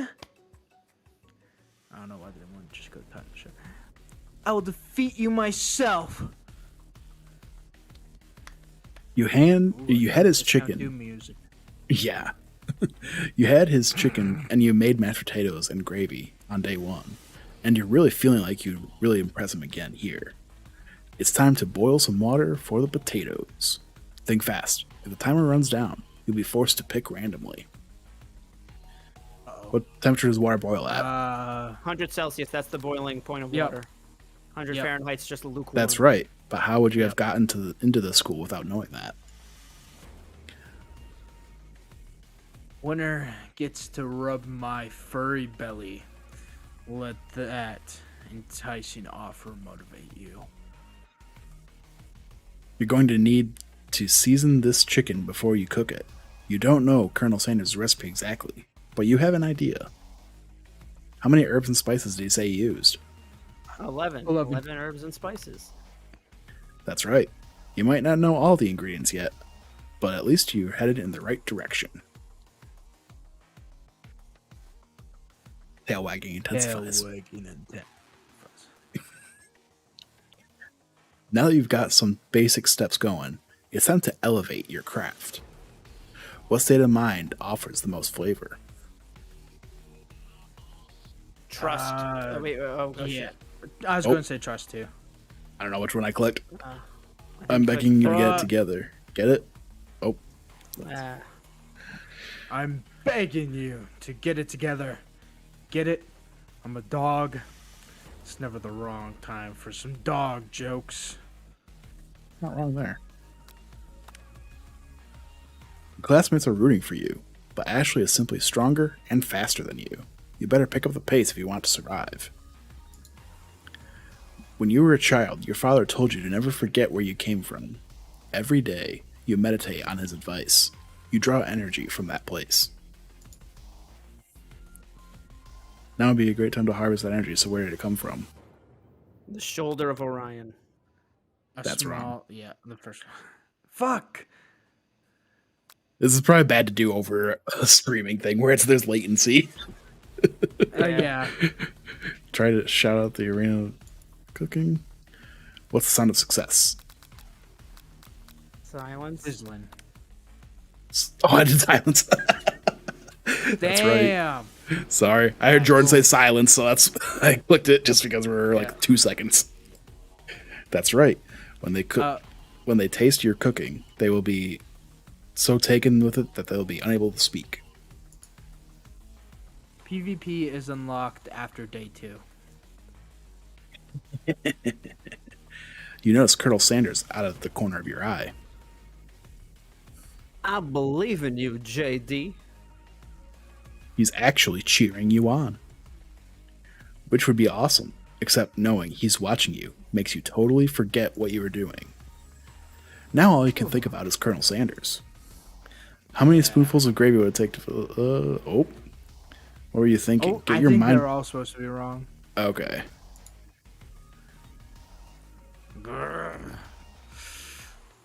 You are stranded on a desert island with only one dessert cookbook. What do you take? What a hunk. What a hunk. I know, right? You know what? Shouldn't you be focused on the challenge? You're falling behind. Sorry, I forgot the question. What does that have to do with crafting spectacular fried chicken and delicate baked biscuits?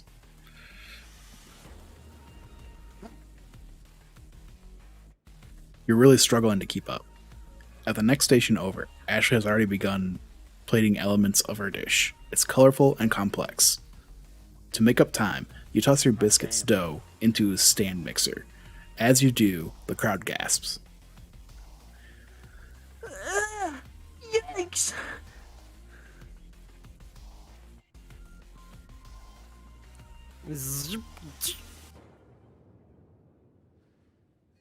I know you love nothing more than seeing a fellow appliance utilized in a kitchen battle, but sometimes that means sacrificing the personal touch.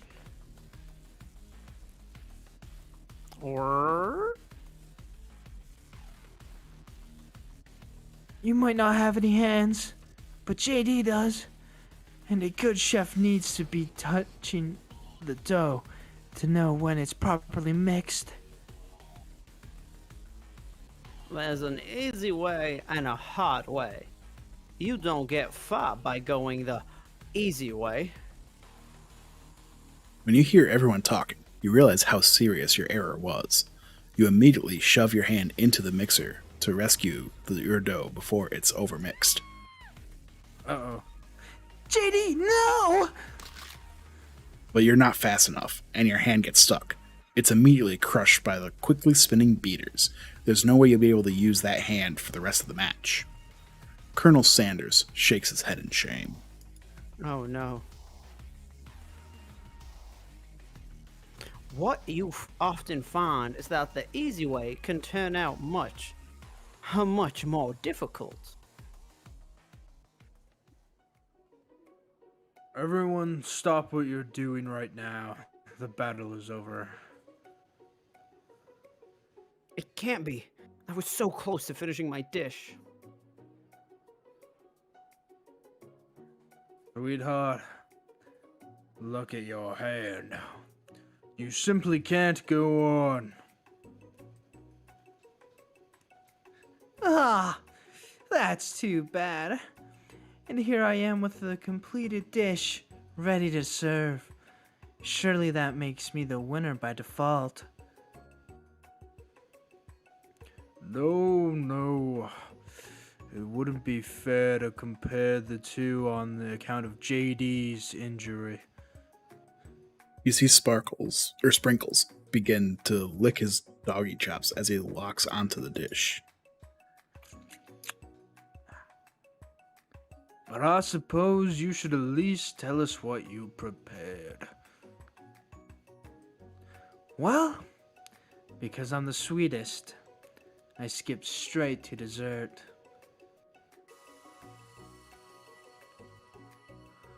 Under the white chocolate dome, you'll find a wide array of delights, taking you on a journey of flavor that tastes good and tells a story of excellence. It looks like a boob. Yeah. God damn. I'd suck on that.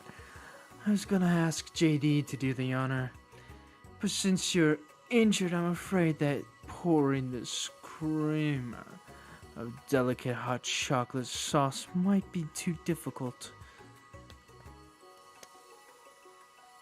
Colonel Sanders, if you wouldn't mind lending me your strong, steady hand. Colonel Sanders pours the hot chocolate sauce on top of the dome, causing it to melt away, revealing the ingredients hidden within. Inside, you'll find a delicate fried cheese croquette? Is that what it is? I don't know. You're the one with the country that speaks French, bro. We don't talk about Quebec. Croquette atop a slice of honeycomb, Ice cream 2 ways, tender, nugget, and pearls of blueberry glee. Colonel Sanders seems Fuck, I probably intrigued, realized my mic. but perhaps not impressed as he dips his finger in the chocolate sauce. Simplicity isn't your strong suit, is it, Ashley?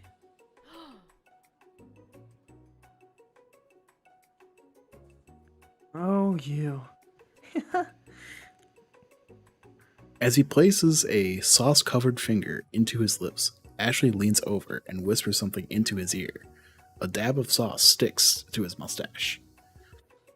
Internalize the rage you feel? Put yourself between Colonel Sanders and Ashley.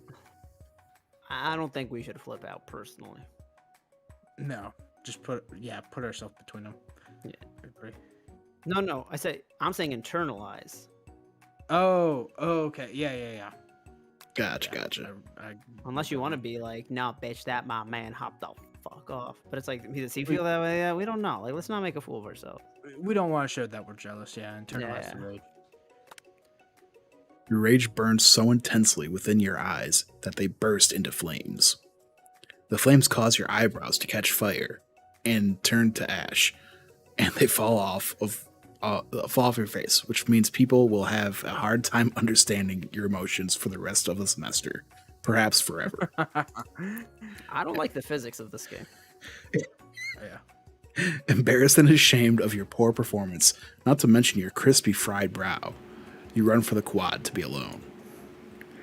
The beautiful weather feels like an insult. Inside of you, a storm rages. It's Colonel Sanders. He's probably here to tell you that he and Ashley are in love and have decided to get married. And he won't even ask you to cater his wedding because you're a terrible chef and an awful person. You try to hide from him, but he approaches you directly. I know you're hurting right now.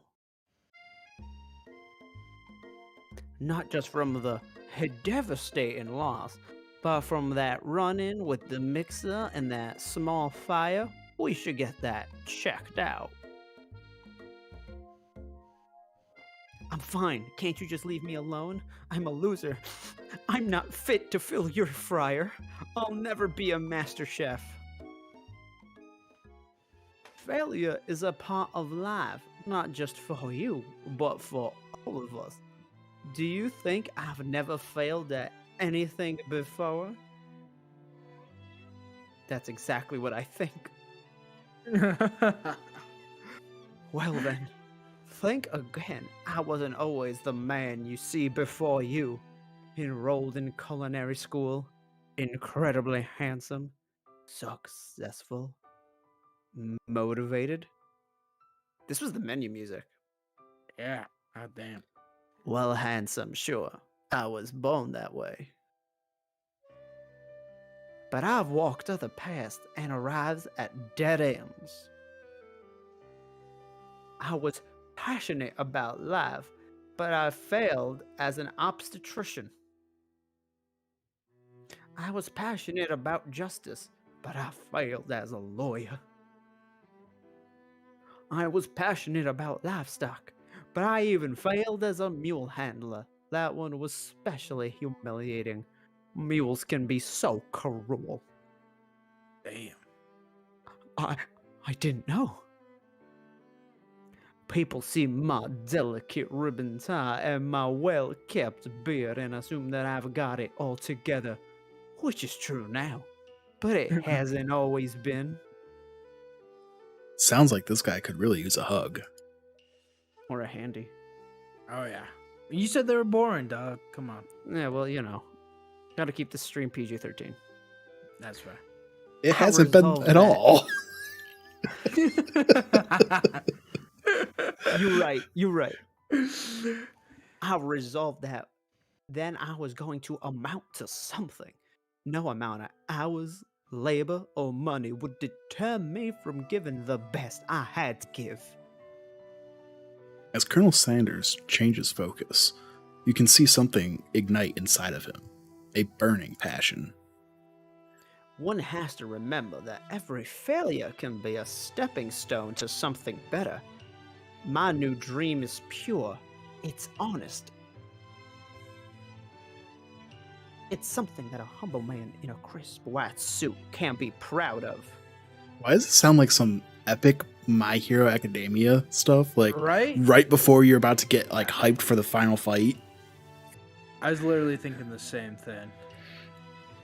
The sex scene's gonna be a boss battle. Oh yeah. I will create a new chain of chicken restaurants that will bring joy to the entire world and make up for my past misdeeds. Yay! Pop, where the fuck did you come from? What the? How is he still alive? Didn't he eat a fucking toxic fucking Remember, octopus? they said that he was just so oblivious to this. Random shit all the time. They said he was so oblivious to the situation that the toxic or the poison was just like null and void, basically. Right. Too OP. Just as your moment grows intimate, you're interrupted by a threatening, shadowy presence. Shia LaBeouf. Battle scarred from the night before, you prepare for the worst.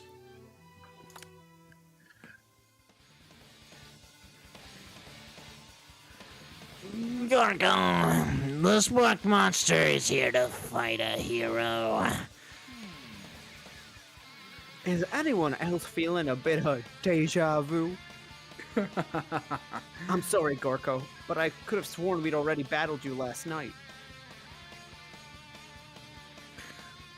That was Borko, my twin.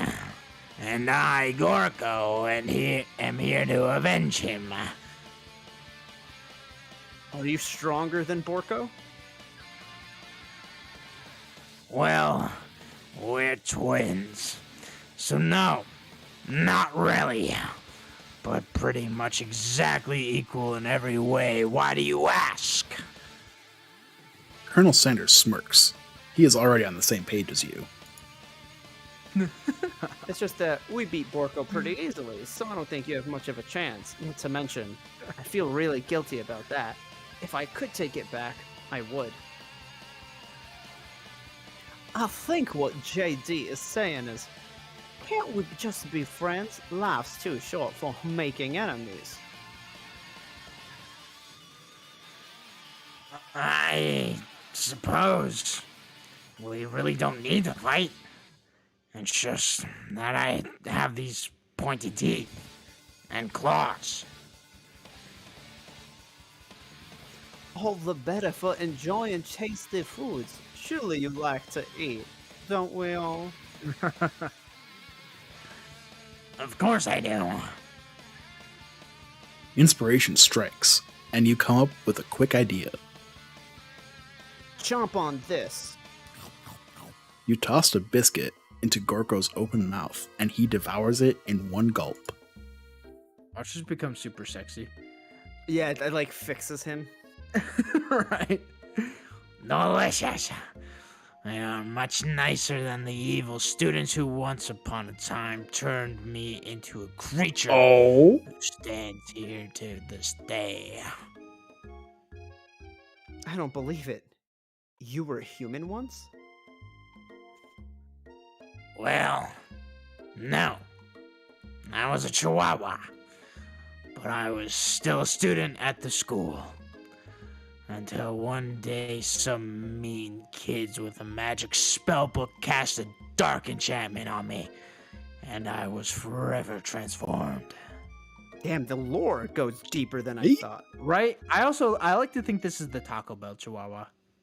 Oh, maybe that's what they're referencing, yeah. Right. A magic spell book?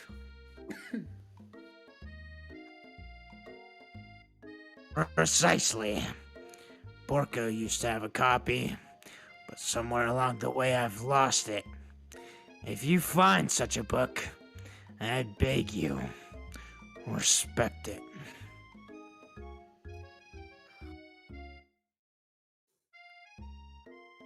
You're a powerful chef and shouldn't rely on such dark and evil magic. No, you should be protecting the innocent from those who cheat them through sorcery and guile. If you need me, don't fear. I'll be there. It sounds like there are some bad cooks in the kitchen of life. JD, together, I am sure we can defeat them. Come back to my hideaway and we can discuss. A personal invite. You can't imagine what Colonel Sanders' home must be like, but it sounds like you're about to find out. You want to do a question before we explore his home? I was thinking the same thing. Alrighty. This question is from Johnny, but it's spelled with one N, Jony. I mean, so I don't know if it's Joni or Johnny. Super Video Bros SVB Johnny. I say Johnny. Yep. But Well, Johnny asks, what would your porn tape be called? my porn tape. Oh. Fuck. I don't know. Like, I've thought of, like, porn star names. I've thought of stripper names, but a porn tape name. Huh. Right?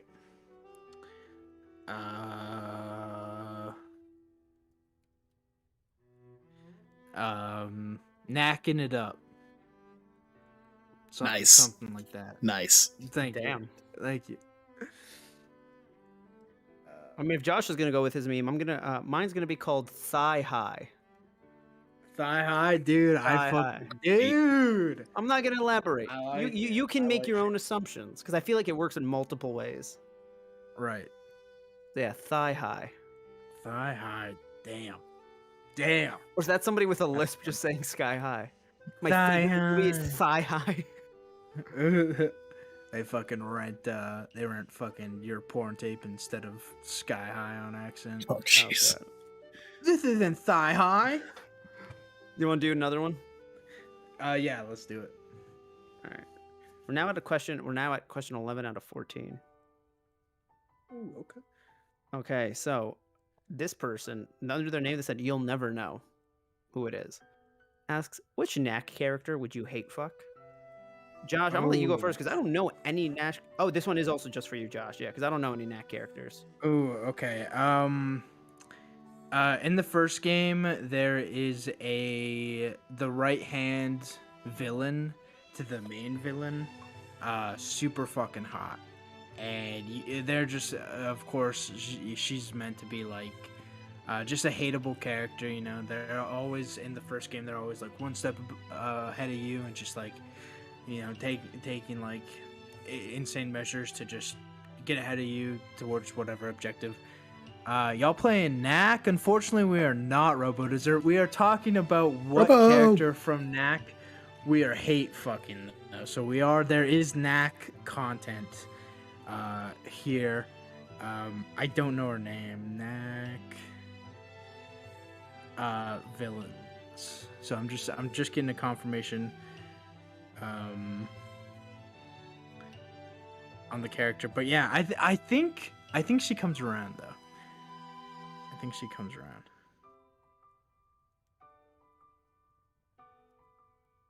Katrina from Knack. I'd hate fuck Katrina from Knack.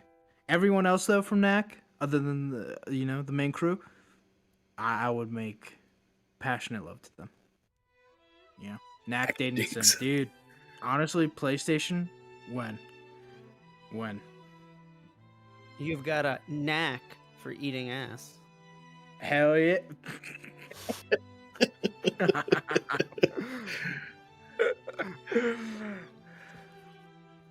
All right. Stepping inside of Sanders' home, surrounded by his things, you start to feel a special bond with him. Look at that massive cock he has behind him. Holy shit. It looks like you live such an exciting life, Colonel Sanders. Every day can be an adventure if you approach it with the right attitude. Long ago, I made the decision to never stop searching, never stop working, never stop imagining.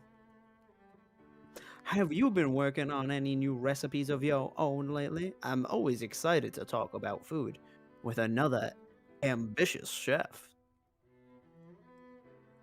Well, there is something. It's just a side of a dish that I've been tinkering with, trying to find the right balance of flavors and textures. I'm not sure I've nailed it yet, but I'm close. Colonel Sanders' eyes perk up as he starts to wonder what dish you might be describing. It's meant to pair with something spicy or something crispy. Both, perhaps? Now you've got him right where you want him. Should you reveal your new creation to him, or keep it a secret, just for you? Ooh. Fuck. I mean, I feel bad blue balling him. Right. That's kind of where I'm at. I don't. And wanna he told leave us him on the feeling one blue. ingredient, and like maybe he'll be the key to just figuring out what we Right. need to fix it. And that's like we co-wrote the dish. Right. Well, dude, let's do it. Let's reveal it. Let's pull our pants down and reveal our cock to Colonel Sanders. Alrighty. Jesus. You decide that you're as ready as you'll ever be to share your original cooking with Colonel Sanders. Before you can talk yourself out of it, you decide to dive in head first. You reach into your lunch bag for a special dish that you've been keeping on ice all day. I present to you my original coleslaw. The shredded cabbage dish glistens in the light of Colonel Sanders' Lux hideaway. I do fuck with coleslaw.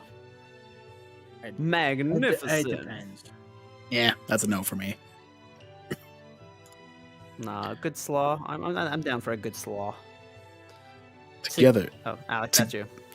Together, you chow down on the creamy slaw until it is just a spoonful remains in the bowl. Do you mind if I hold on to the last bite? I like to have it around so that I can admire its taste later and think back on this moment. You could offer to make him some more, but he seems like a very sentimental kind of guy. Sure, why not?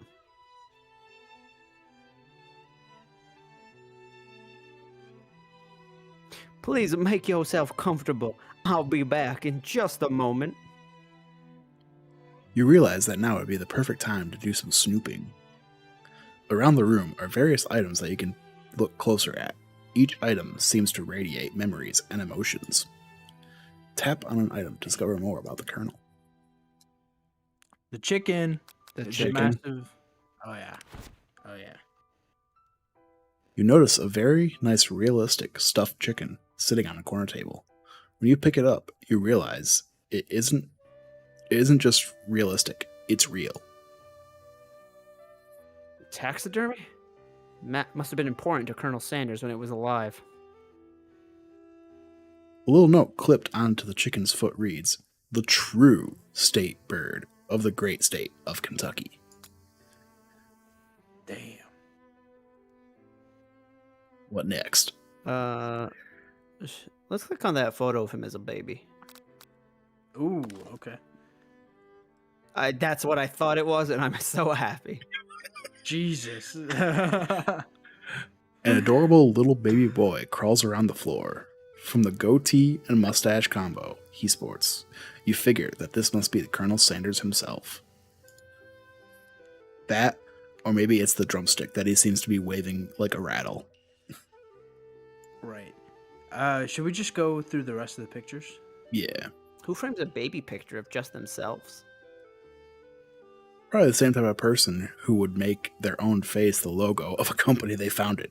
Am I right? Fair enough. Yeah. This photo appears to be Colonel Sanders, except he's an old man visiting the pyramids of Egypt. Maybe this is where he discovered one of his secret herbs and spices.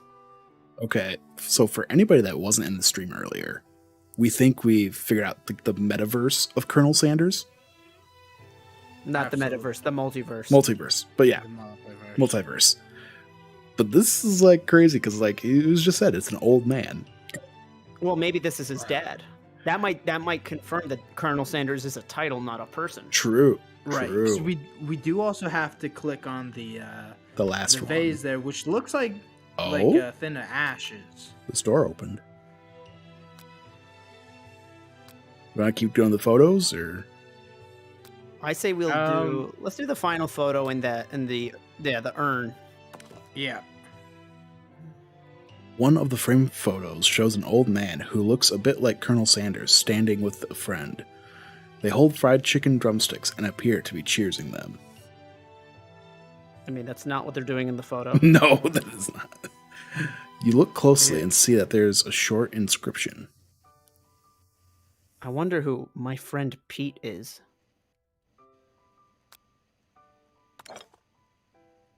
Take a closer look at the large urn sitting at a nearby pedestal. There's a plaque on it. It's dusty, but when you wipe it off, you read the inscription. It says, "Here lie the ashes of all my past careers and business failures." Poor guy. That's a little melodramatic. Well, That's like, "Here lies Yeah. Squidward's hopes and dreams." Right, dude, exactly. Yeah. Do we want to click on yeah. that thing next to the glowing door? This it's other another picture? but yeah, we can. Is it? Yeah. This must be where it's a vault or a safe. Gotcha. Oh. So You I think guess for a we'll moment, click on the... what number is important to Colonel Sanders? Then it dawns on you. As soon as you dial the safe to 111111, the safe opens. Inside of it, you find a single note. Dude, that's Skyrim's release date. Can chicken be prepared Okay. Cheshire style? Uh-huh. Yeah. Yeah, can I guess let's click on Beats that me. door. There's also there's the window too. yeah. You guys want to click on all of them? Why not? We got gotta get a the couple lore. things Yeah. on the table too. And there's things on the table too. Yep. Good eye, good eye. You gaze out the window across the vast lake and one range beyond. Just then, the ghost Oh, of Jesus student Christ. pops up.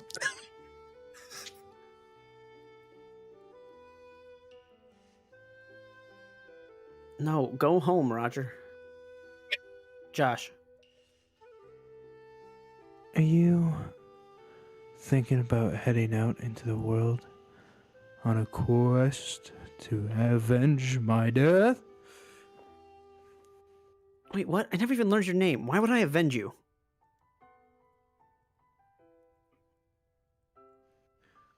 I could just tell you my name now.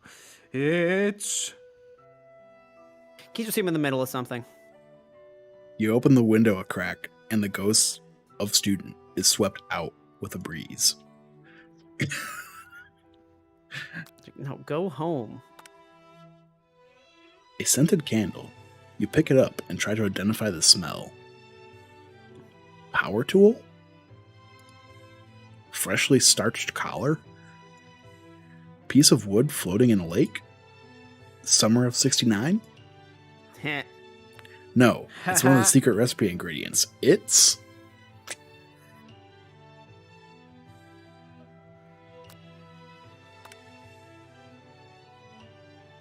a lock of silver hair is woven through the teeth of the comb. Let's steal it. Upon further inspection, you realize that the hair therein isn't just silvery in color. It's actually made of spun silver. Okay, let's actually steal it. Yeah. Alright, looks like we just got the door now. You open the door to Colonel Sanders' closet and find a row of his signature white suits hanging within. You take one off its hanger and try it on. The jacket is a bit big for you, but it's soft and comfortable. You give yourself a deep hug, breathing in his scent. They say that home isn't where the heart is. Is this what they mean? Or meant?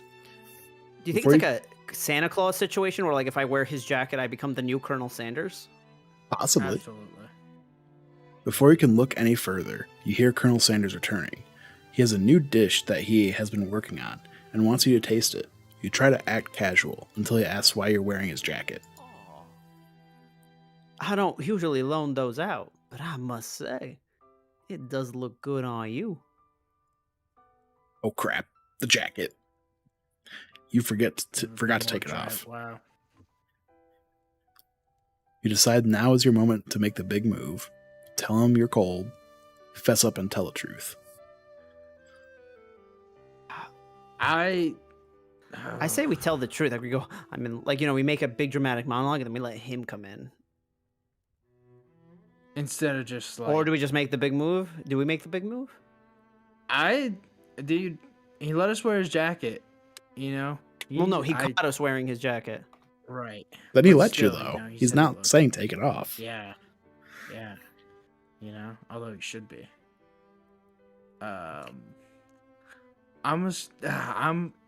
Fuck. I kind of want to bet it all and go big move right now. Yeah. Let's make a big move. Thanks, Kate. Appreciate that.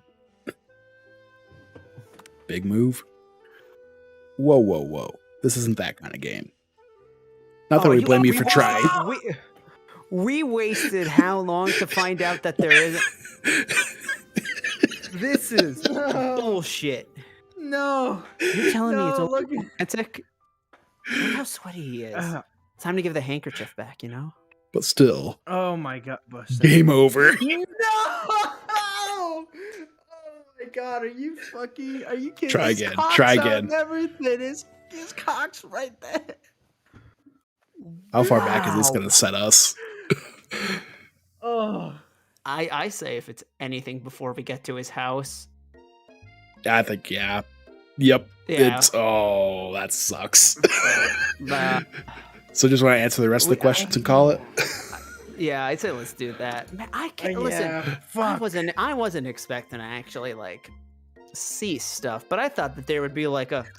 You did. I thought we could at least romance him. Yeah. Yeah. Oh God. Okay. That's anticlimactic. Oh.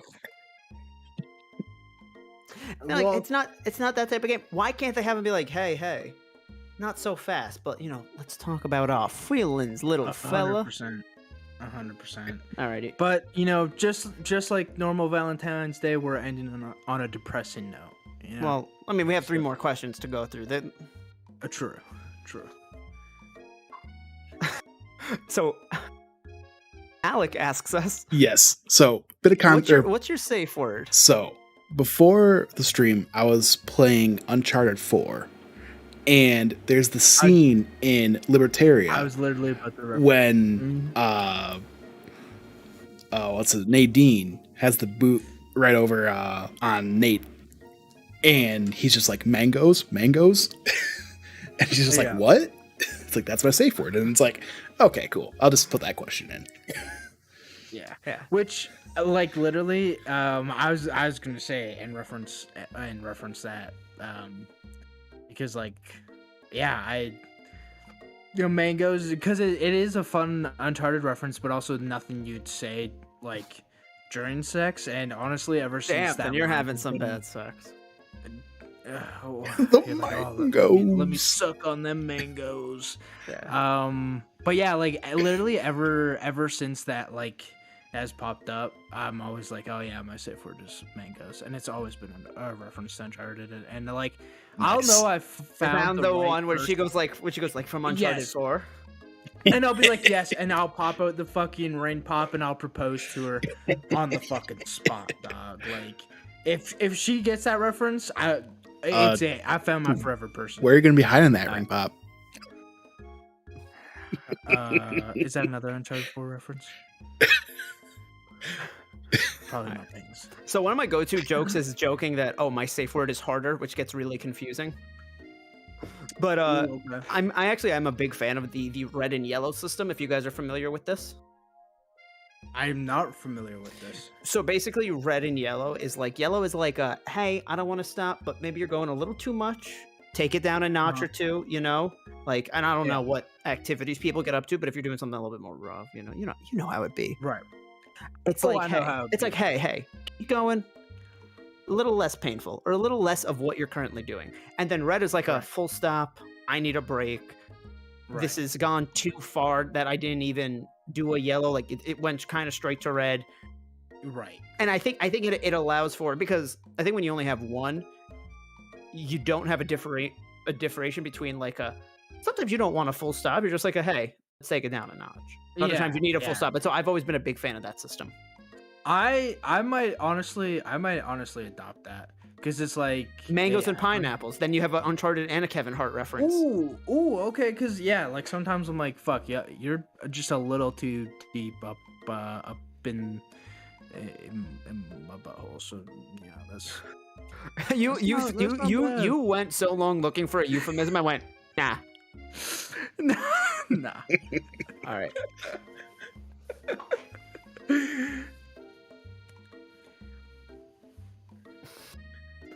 Alrighty, the penultimate question from Robert Finger Licking Good Highwind asks, "Hey guys, long-time listener, first-time Google form filler outer, loving this KFC stream. Speaking of hot, crunchy chicken, I'm wondering, how do I introduce food into the bedroom? If you catch my drift." Ooh. I mean, I'm gonna say this goes back to the earlier question. You got to introduce sexy foods. Yes, 110%. Whipped cream, chocolate syrup, some fruits. Yeah. Maybe even like M&Ms or Skittles, like something small and sweet. But like, don't walk in with like a filet mignon and be like, "Oh, honey." "Oh, honey, spread them apart." Yeah.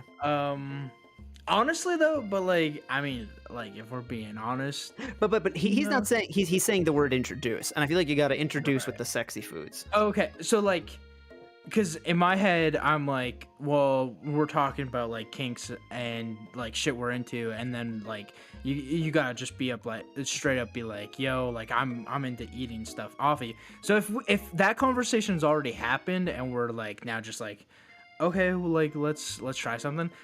I feel like whatever you see in porn, go for it. Whipped cream, chocolate sauce, like all that shit.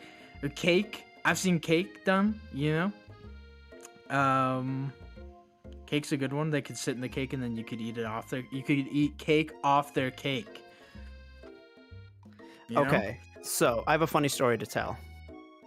I was talking to this. I was talking to this person once. We be flirting. We be talking about what you into, what I into, what you into, what I into. And she's like, wow, like you have done a lot more than I have. Like, it's not that like it's a no. Did I freeze? Okay, I'm back. But like, you've done like a lot more than I have. And then we're talking, and then we start talking about like, oh, I like sushi. We go back to normal conversations. And then she goes, right. Well, maybe after our date we could go. And she wasn't that far away, but she goes, we could try. I don't know how to pronounce this. Noitoa Mori. And I went, is that a sushi place? And then she starts laughing. She goes, no, it's a kink where you eat sushi off a naked woman. And it was the one time that entire conversation where she knew about a kink that I did not. Dude, I'm fucking writing that down. There's so many times where I'm on like on dating apps and women are like my favorite food is sushi. I love sushi. Let's go on a cute sushi date. Yeah, everybody on dating apps wants to fucking eat sushi and hike. It's like, no, you don't. You want to eat McDonald's and jerk off. Yeah, literally. So it's like you're just trying to make yourself more interesting. Literally, yeah. That's a good one. That's a good one to know. Alrighty, last question. Sounds like Bionicle's name, dude. Aaron literally does. Oh, so that Mario guy just wrote in. It just goes blowjobs FTW. But going back to the blowjob chicken debate. Wow. Again, Mario. That's what we end on. Come on. How about this? I was gonna say, I'll throw the link in chat one more time, and we can give it another 5 minutes of any questions that come in. Absolutely. Okay. I will. While I wait for any questions to come in. Wait, Josh, what were you gonna say? Dude, I was gonna say we could just go through some generic questions we come up with. Maybe. Well, see, I wanted to address Kate Rose in the chat going, I'm not trying to get some weird infection or rash by getting food in places. That is a good point. You should do research. You need to do research about where food could go. Now, for the most part, if it's just on the skin, you could really go with any food. Question is, once you start putting food down there, especially for ladies, because their stuff's all internal, do the research. I am not a doctor. I've heard, though, nothing dairy. I'm also going to just assume, for the most part, avoid food down there. There probably is some food okay down there. Just do your research, okay? especially if you're gonna do Yeah. the type of especially if you're gonna like if you're gonna do some weird like if you're going like next level and you're gonna like put it in and then take it out and eat it. Do your research. Don't harm your partner. Yeah, that's very good. Specifically talking about the cake sitting. You know what? That's fair. That's fair. Cake Some sitting. What's cake sitting? Dude, look it up. Huh.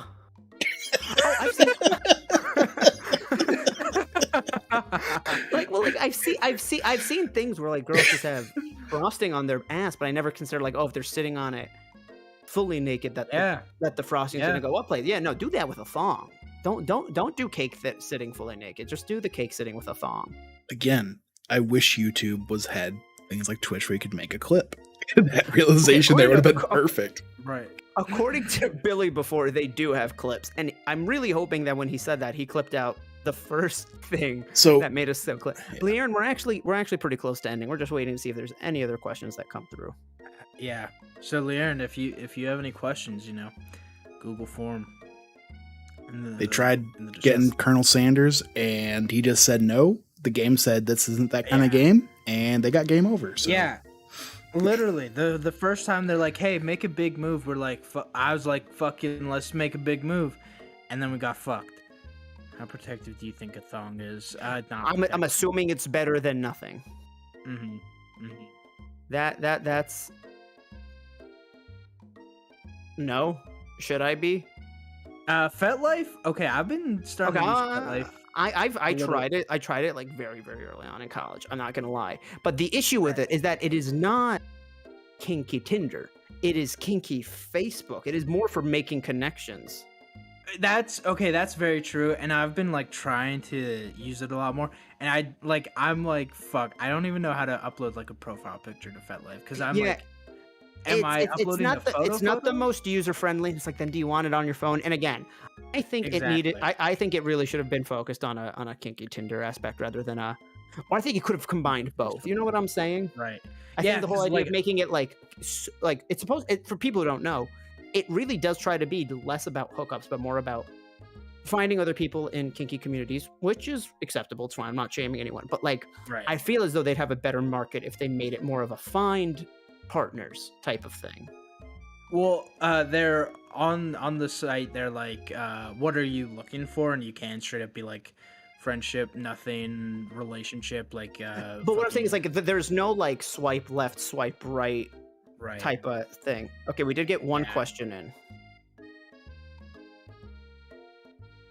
Track applicants, FetLife. Damn. Oh, jeez. So, Anonymous asks, how do you guys make the first move? Now, I don't know if they mean in asking someone out and leaning in for a kiss and something sexual. So I feel like we could just discuss all the possibilities. Or if Anonymous wants to write back in and clarify. Dude, let's just go over all three, man. No, let's do all of them. I'm as someone with like social anxiety, like I'm very bad about making the first move. So like I'll talk to somebody a lot and then I'll be like, yo, like you're pretty cool. Like you want to do something, and I'll like try to time and place it. In terms of making out, it's always just like you gotta like I wait a bit. I wait to see how the vibe is. Aaron goes, I'm anonymous. Just cover all of them. Okay, beautiful, Aaron. I wait, see how the vibe is. When things are quiet and you look in their eyes, going for the kiss. And then like mid makeout, like I don't know, like I'm awkward about it because like consent is just so fucking key to me, and like I need like verbal like confirmation before I do anything else. So like if the making out's good, like I'll whisper and I'll be like, yo, like we doing this, and as soon as they consent, I'm like, let's fucking do it. And then typically from there, because like I'm very like I'm a giving guy, not to flex or anything, but like I'll work my way down. Daddy. Yeah, exactly. I'll work my way down, kiss the neck, stop at the boobs, suck on the boobs. You always gotta make sure you spend good time in Boob Town. You don't want to just breeze past it like a rest stop. Absolutely. Spend equal time on the same titties, then kiss down, go over, the belly territory, and then I'll eat out. Kiss all the way down, kiss the thigh a little bit, as I'm undressing, and I'm like, and then just straight it out, and then from there it's like, all right, Josh. Sort of things. Agree or disagree? Agree or disagree with this statement that I've seen a lot online? Yes. Sucking titties isn't for her. It's for you. It's for us.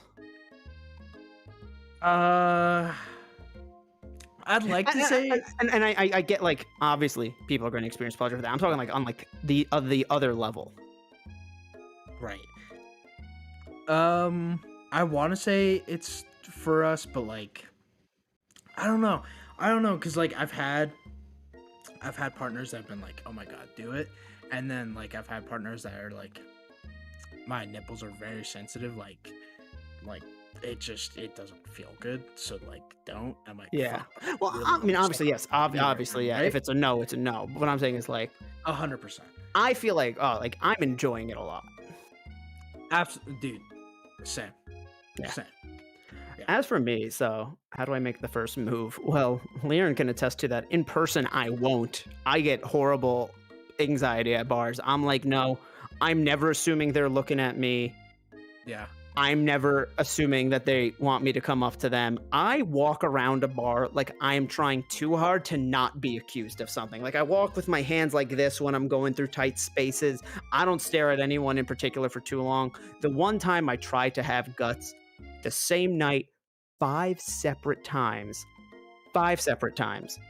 each girl had a boyfriend.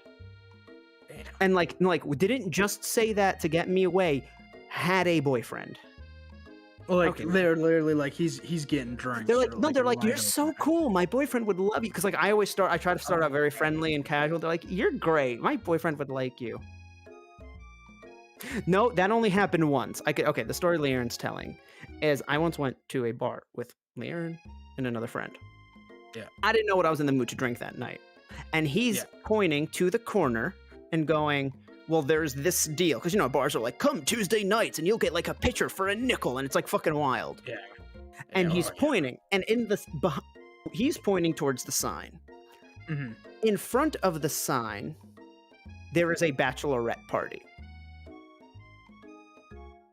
And then they come up to me and this other guy, and they're like, I don't know why you're fucking pointing at us. She's obviously fucking taken. We don't want any of you. And before I could even be like, we were looking at the sign for the beer, they walk away and they're like, they're disgusting. And I'm just like, listen, let them be. Let's not make this worse. Other friends like, nah. I can fix this. And I'm like, don't do this. He's like, no, but I can. And he walks up to them and is like, hey, I'm like, he's trying to say sorry. And they're like, fuck off. And I'm like, you just, no. Yeah. Stand down. Liren can correct me if I missed any details there. Was Liren the friend? Or one of the No, it was a third friend. Ah, shit. Because it was another guy. Like, dude, it would have been funny if Liren was the one. That oh, yeah, they I did can yell at you fix this too. for you. I can fix you. Damn. Yeah, they were just yelling, like, I don't know why you're fucking pointing at us. And we're like, I'm not. Like, you're not that important, okay? I was literally pointing at a picture of Miller Lite for you. Right. Like, not even good beer. Yeah, dude, it's fucking Miller Lite on a nickel, like for a nickel for a pitcher Tuesday. Yeah. And then, like, as for like making the first move, I do feel like what you said, Josh. Like when you're in a date and it's like lean in for the kiss, it is truly Liren's hopping in. Liren's hopping in to tell the story. Let's go, Liren. Because Jordan is leaving out a very important part of this story, which is the friend who tried to make it better ended the conversation by making some comment about how somebody was sucking too much dick, which is why the women got mad at the end. Yikes. Yeah. I don't remember that. I don't remember him being that much of a fucking idiot. Yeah. He made some comment about, I don't care how much dick you suck. And that is what got them to the point where they decided that the two of them were terrible people.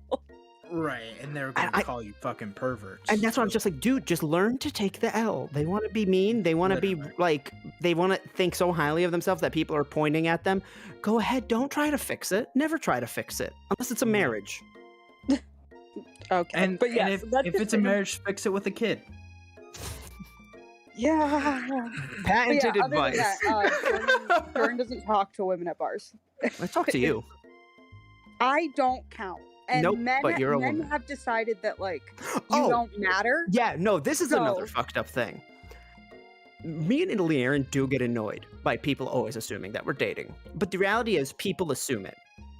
Right. And sometimes it's to her benefit, I guess. Right? Because she doesn't want people coming up to her at a bar. However, on multiple occasions, I've been like, I'm going to run to the bathroom or I'm going to run grab something. And then men flock to her. And it's like, do they think that, like, hypothetically for dating, they're like, in 5 minutes, I'm going to convince her to leave him? Yeah, they straight It's up kind will, of like, wait for insulting. Jordan to go to the bathroom, and then they will just like Mhm. swoop in, sit in his seat, and just start talking to me. And it happened at a bar once, and Jordan came back, and the guy just didn't get up. Like he just stayed in Yikes. Jordan's seat. Yikes. Yeah, It's like that episode of Bridgerton. It's like, there is a problem. That's my seat. yeah. All right, I needed to make sure that that detail was out there. So Yeah, no, that friend was a moron. yeah. All Fair right, enough. bye bye. Bye. Bye bye. But yes, Any other? Oh, right. You still gotta. I was just gonna say, Initiate it, like, my man, I do think, initiate it. I think you know when to lean in for a kiss, and you know if you're Yeah. gonna lean in and the person stops you, it's always perfectly acceptable. You're not necessarily horrible for trying to maybe lean in a bit, and obviously respect them. But I just feel like 99% of the time, you know, like there's the look. Yeah. I'm gonna, Absolutely. Josh. You talked about like, I think pulling someone in or something. Mhm. I'm gonna tell you the hottest date or the hottest kiss I've had on a date ever. Yeah. We went, I was like, oh, this was back when I was living in Long Island for a bit. I didn't know the area much. She kind of knew it a little better, but not by much. And I'm like, this place seems cool. Like, we looked it up. She's like, yeah, let's Mhm. try it. I pick her up. We go there. There's live music. And both of us are like, oh, like unexpected, but like, we were like, I'm into this. Right. We're sitting down, and most of the time, obviously, on a date, you sit cross, but we wanted to both see the music, so we're sitting vertical, or next to each Right. other, whatever the fuck you want to call it. We're talking, we're watching the music, watching the music. You know, I do the, ooh, you know, we do the arm, she's leaning into me, and we're in this bar for like hours, and she's on me, I have my arm around her, but we haven't like kissed yet. I'm like, and obviously, Locked that's okay. I'm lips. not saying I expect anything, but it's like, okay. And like, we're giving each other the eyes. Then the act starts and she's like, should we get going? And I'm like, yeah. And I'm like, listen, dates don't ever have to end with anything. I actually liked it. I got to know her a lot. We walk Right. outside. She walks up to my car. She's a little bit ahead of me. And it was kind of at an angle. So I was like the hill towards my car. So I'm a little bit above her. She's near the passenger door. She turns around, grabs me, pulls me fucking in. Oh, that's so hot. It was Hot damn. hot, Hot diggity damn. damn. Oh my god, dude, that's great. I still think about it, not gonna lie. Right. All right, but with that, we have been going for a long time. Thank you everybody for answering questions. Great dating sim, unfortunately doesn't have romance scenes, but Fucking all in all, this was a great stream. Happy Valentine's Day, yeah. everyone. If you got a special honey, you make sure you treat them well on Valentine's Day. absolutely. Any advice, Josh? You know, treat them well on Valentine's Day. If you're single though, treat yourself on Valentine's Day. That's the biggest thing. You know, As somebody who's always been single, favorite Valentine's Mhm. Day tradition: Pornhub gives you free premium for the day. free premium for the day. Beat your fucking shit until it hurts. Fucking order Like it something owes nice you for money. yourself. Like it owes you goddamn money. Order something nice for yourself. Whatever you want off of fucking Uber Eats, any takeout place, get it. Like just fucking worry about like the consequences after the fact. Just being alone on Valentine's Day is so fucking miserable. Just treat the shit out of yourself. But yeah, that's it. I'll also Play some say, Apex with the you know, friends. Play some Play Apex some with the friends. with the friends, and huge shout out to Alec for going through Oh, it yeah. and making our, Everyone give a Discord bravo to Alec in the chat. a lot more community friendly. So if you're needing someone on Valentine's Day, hit us up in the Shared Screens Discord. We'll be around. We'll be there. We'll talk to you. We'll hang out with you. We'll play some games with you. Join any of the VCs. But if you really need someone for Valentine's Day, slide into the DMs. You know what I'm saying, Josh? Absolutely. Or go to FetLife and look for local events around you, and go get some. All right, guys. We'll see you at another stream. Probably one much, much less horny, but another stream nonetheless. Till next time, goodbye.